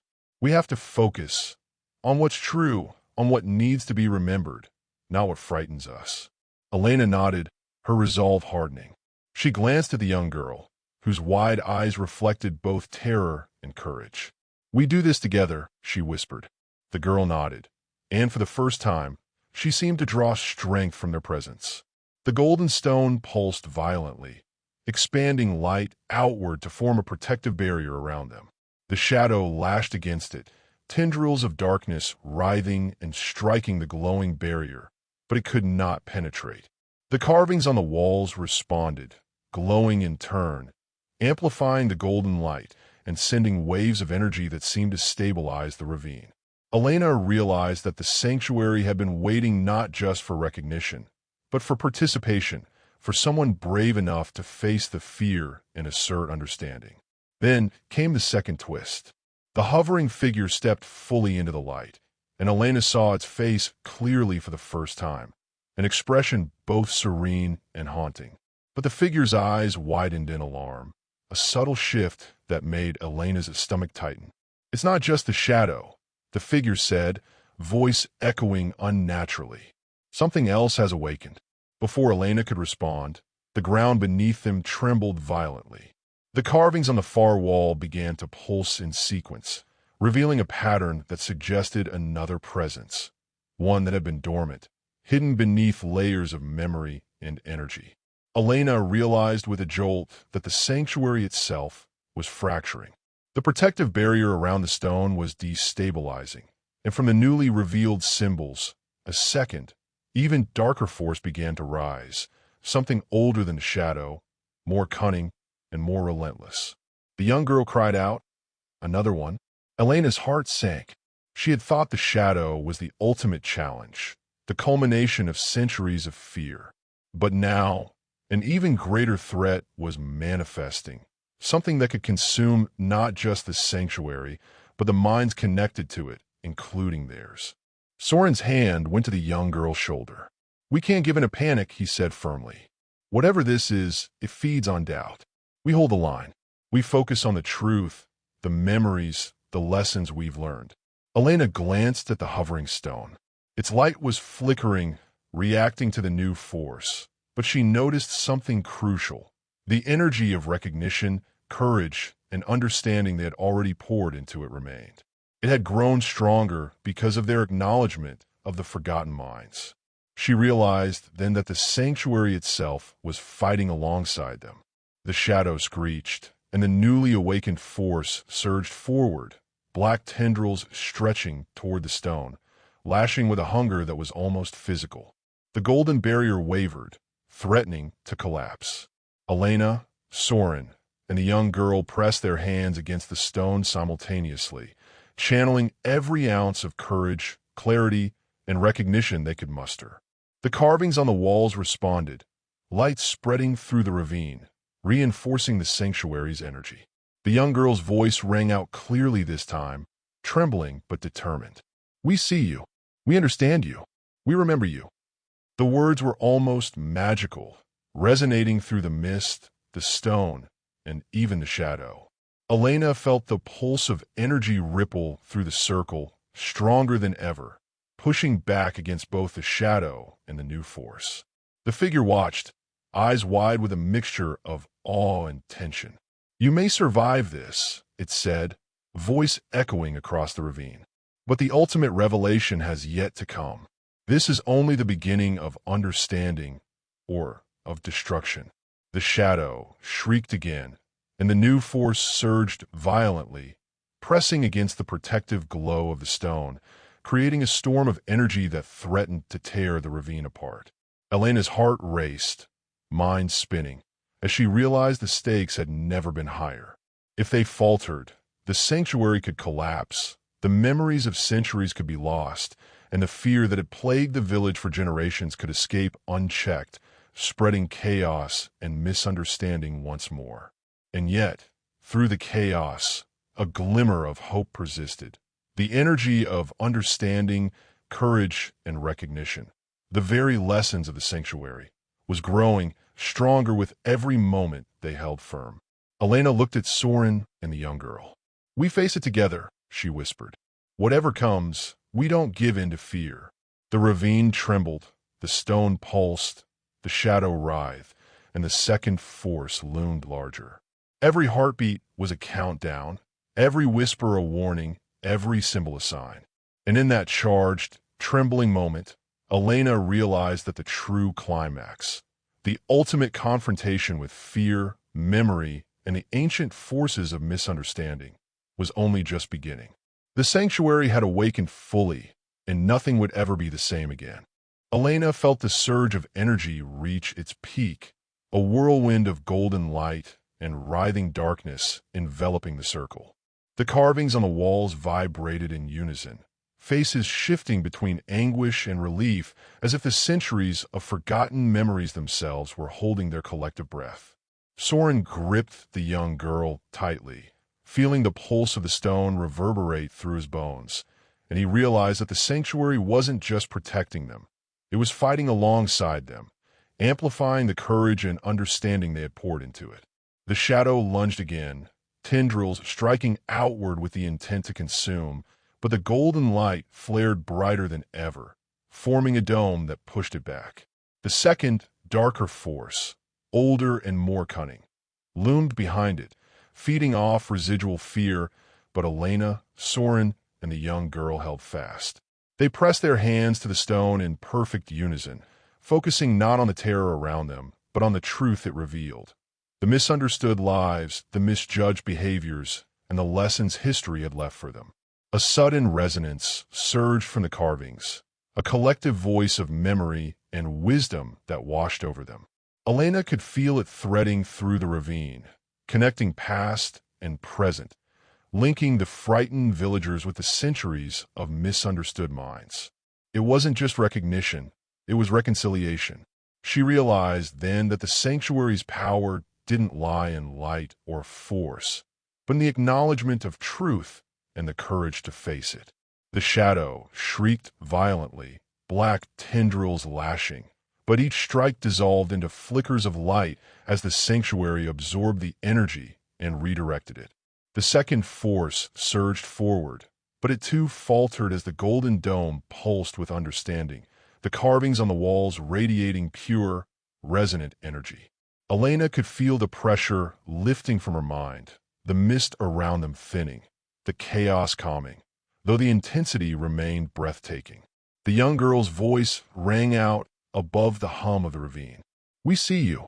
We understand you. You're not monsters." The words carried across the sanctuary into the memory of every misunderstood soul etched into the walls. For a moment, the darkness recoiled, hesitation rippling through the shadow. Elena felt a thrill of hope. The cycle of fear and misjudgment could be broken. Soren joined her, voice firm. "It's working. The sanctuary is responding. The past and present are aligning." Together, they poured every ounce of clarity, courage, and recognition into the stone, and the golden light surged upward in a beam that seemed to connect the earth to the sky. The shadow screamed, a sound like the tearing of centuries-old silence, and then began to dissipate, unraveling as the energy of acknowledgement and understanding overwhelmed it. The second force, the older, more insidious presence, faltered, its form dissolving into a mist that spiraled upward, finally vanishing into the night sky. The carvings on the walls glowed softly, faces serene and content for the first time in hundreds of years. Elena felt the tension in her body ease, the oppressive energy lifting. The ravine, once alive with struggle and fear, settled into a quiet resonance of balance and memory. For a moment, all three of them stood in awe, hands still pressed against the stone. The young girl's small face shone with wonder and relief. "We did it," she whispered. Elena nodded, though exhaustion weighed heavily on her. Soren smiled faintly, relief evident in his eyes. The sanctuary had been calmed, the shadow defeated, and the lessons of centuries finally acknowledged. Then the final, unexpected twist arrived. The hovering stone, which had grown dimmer as the forces dissipated, pulsed once more, not with golden light, but with a new color, a deep, iridescent blue that rippled across the carvings on the walls. The energy wasn't menacing, but it was unmistakably alive. Elena felt it thread through her mind, carrying an impression that was almost a whisper. The sanctuary had accepted them, yes, but it had also marked them. The young girl gasped, eyes wide. What is it?" The first figure, the guardian who had guided them, stepped closer, hood now fully back, revealing a face both ancient and eternal. "You have faced fear, acknowledged truth, and reconciled the memories of the past," it said softly. "But the sanctuary now binds itself to you. Its purpose continues beyond this ravine, and it has chosen you as guardians of understanding. The shadow may return in other forms, and the cycle may awaken again, but you will carry the light of recognition wherever you go." Elena's heart skipped a beat. The realization sank in. Their journey wasn't over. The conflict they had just survived was only the first of many trials. The sanctuary had survived centuries, waiting for those willing to face the fear and carry the knowledge forward. And now, its guardians were no longer the distant spirits of the past. They were here, in the living world, and their responsibility had just begun. The young girl looked between Elena and Soren, her small hands trembling with a mix of awe and fear. We have to protect it." "Yes," Elena said quietly, taking a deep breath. "We protect understanding." We carry the truth of the forgotten minds, and we ensure that fear never controls the story again. Soren looked toward the glowing carvings, still shimmering with the new blue energy. "It's beautiful," he said, voice low, "and terrifying, but we're ready." The sanctuary pulsed one final time, and a soft, harmonious hum filled the ravine, as though the voices of the centuries were singing in quiet approval. The shadows were gone, the second force dissipated, but the awareness that vigilance would always be necessary hung in the air. Elena could feel it, a living, breathing reminder that understanding required courage, and courage required acknowledgement of both past and present. As they turned to leave the ravine, the golden stone lowering back into its pedestal, Elena realized that the sanctuary's gift was both a resolution and a call to action. They had survived the climax, faced the main conflict, and reconciled the misunderstandings of centuries. But the story of fear, misjudgment, and human perception was far from over. The village below, the patterns of misunderstanding, the whispers of fear, all remained in the world. The young girl looked up at Elena and Soren, voice soft but resolute. "We have to tell them, help them understand." Elena nodded. "Yes, and we will. But first, we must carry the lessons we've learned here. The sanctuary has chosen us to be its voice. Its memory is now ours to protect." And as they stepped away from the ravine, the mist slowly dissipating, the carvings settling into quiet permanence, Elena felt a final tremor, a subtle reminder that the forces they had faced were not gone entirely. Somewhere, in the shadows of the world, the remnants of fear lingered, waiting for misunderstanding to creep in again.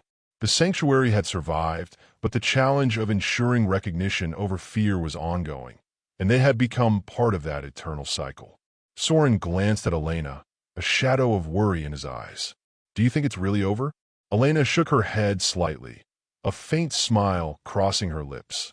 "It's never truly over, but now we have the power to guide it. We've faced the worst, and we survived. Whatever comes next, we won't be helpless."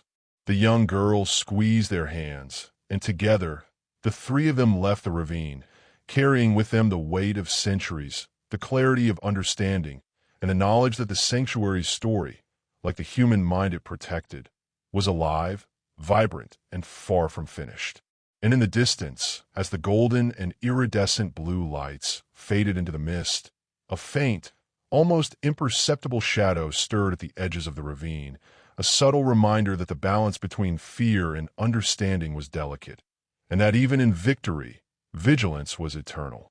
Elena, Soren, and the young girl stepped carefully out of the ravine, the mist slowly thinning as the glow of the hovering stone faded behind them.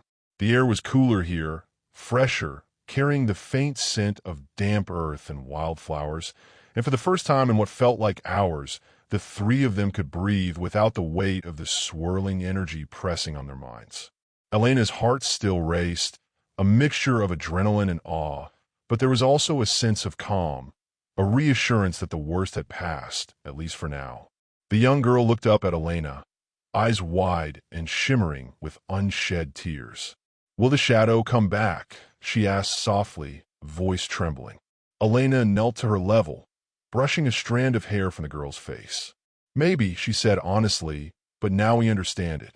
We know how to face it, how to recognize it for what it really is. Fear and misunderstanding can't control us anymore. Not if we remember the lessons we've learned here." The girl nodded, a small smile breaking through the worry, and Elena felt a warmth in her chest. The same warmth she had felt in the ravine when the sanctuary responded to courage and acknowledgement. Soren adjusted the lantern in his hand, casting a gentle glow across the path ahead. The sanctuary wasn't just a place, he said thoughtfully. It was a lesson, a reminder that history, memory, and understanding are all connected, and that fear, when left unchecked, grows into something far more dangerous than we realize. Elena nodded, her thoughts drifting back to the carvings on the walls, the faces of those who had been labeled as strange or mad in medieval times. So many lives have been misunderstood, judged harshly for behaviors that today might have been recognized as mental illness or simply human differences? I think that's the most important thing, Elena said quietly. People in the past, they weren't evil. They weren't dangerous. They were just misunderstood. And now, it's our job to carry that understanding forward, so that fear doesn't repeat the same cycles again. Soren glanced at her, a slow, approving nod acknowledging the weight of that realization. The young girl spoke again, her voice firmer this time. So what happens to the sanctuary now? Elena smiled faintly. It's still here, protecting the memories and the lessons. But it's also alive in a way, and it has chosen us to be its guardians. We carry its truth with us wherever we go. And that means remembering, recognizing, and helping others understand too.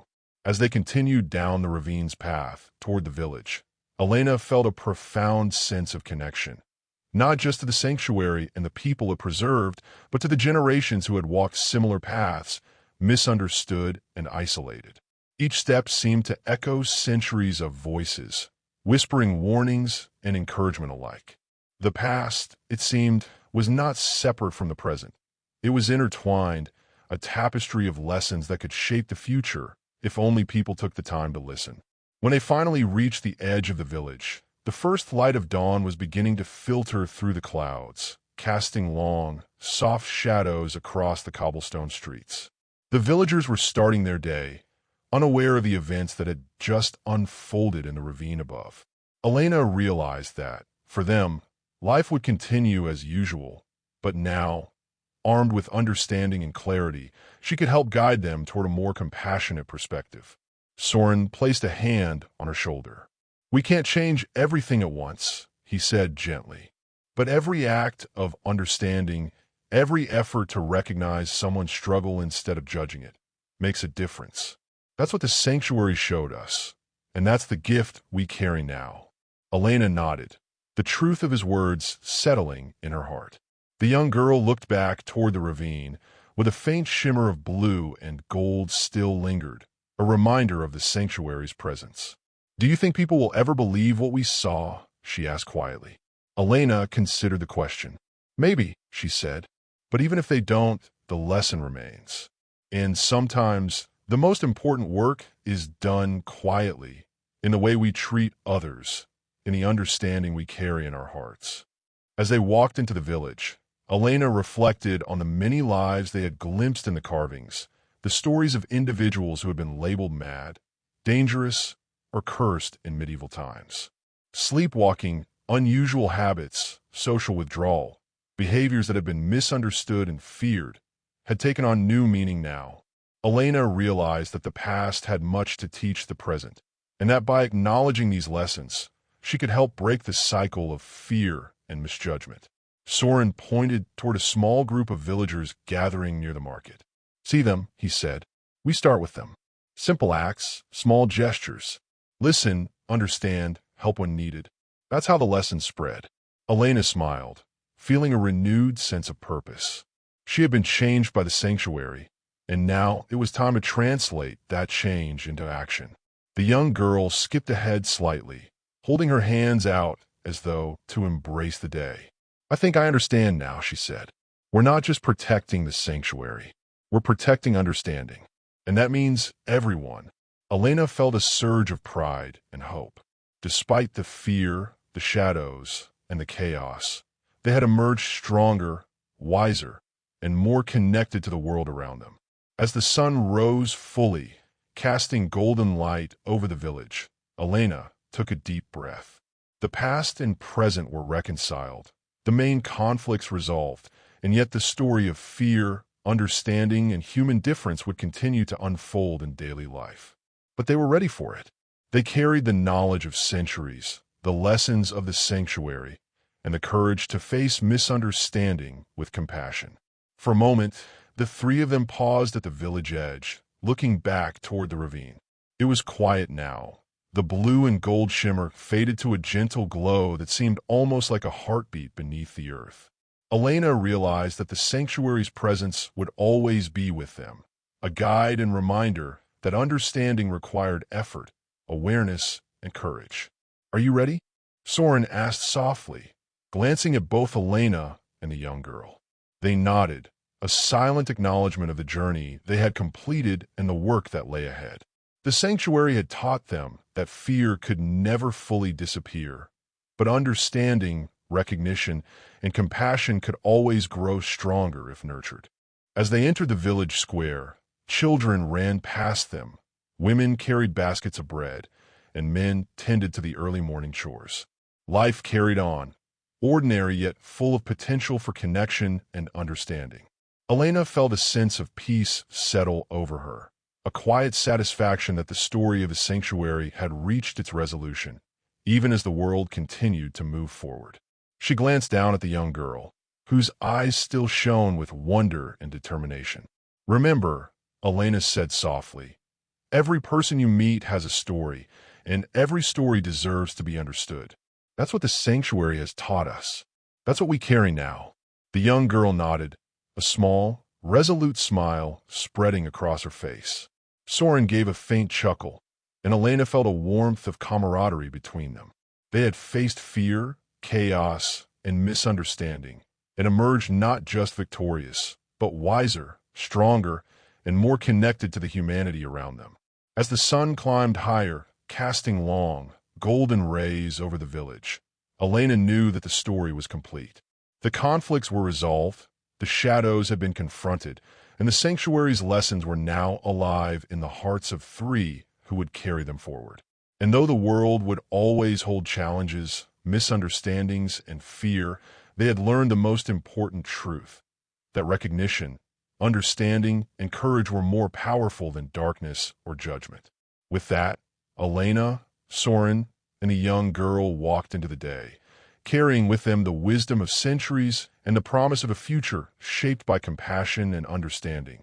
A story now concluded, but one whose lessons would resonate far beyond the ravine and the village below.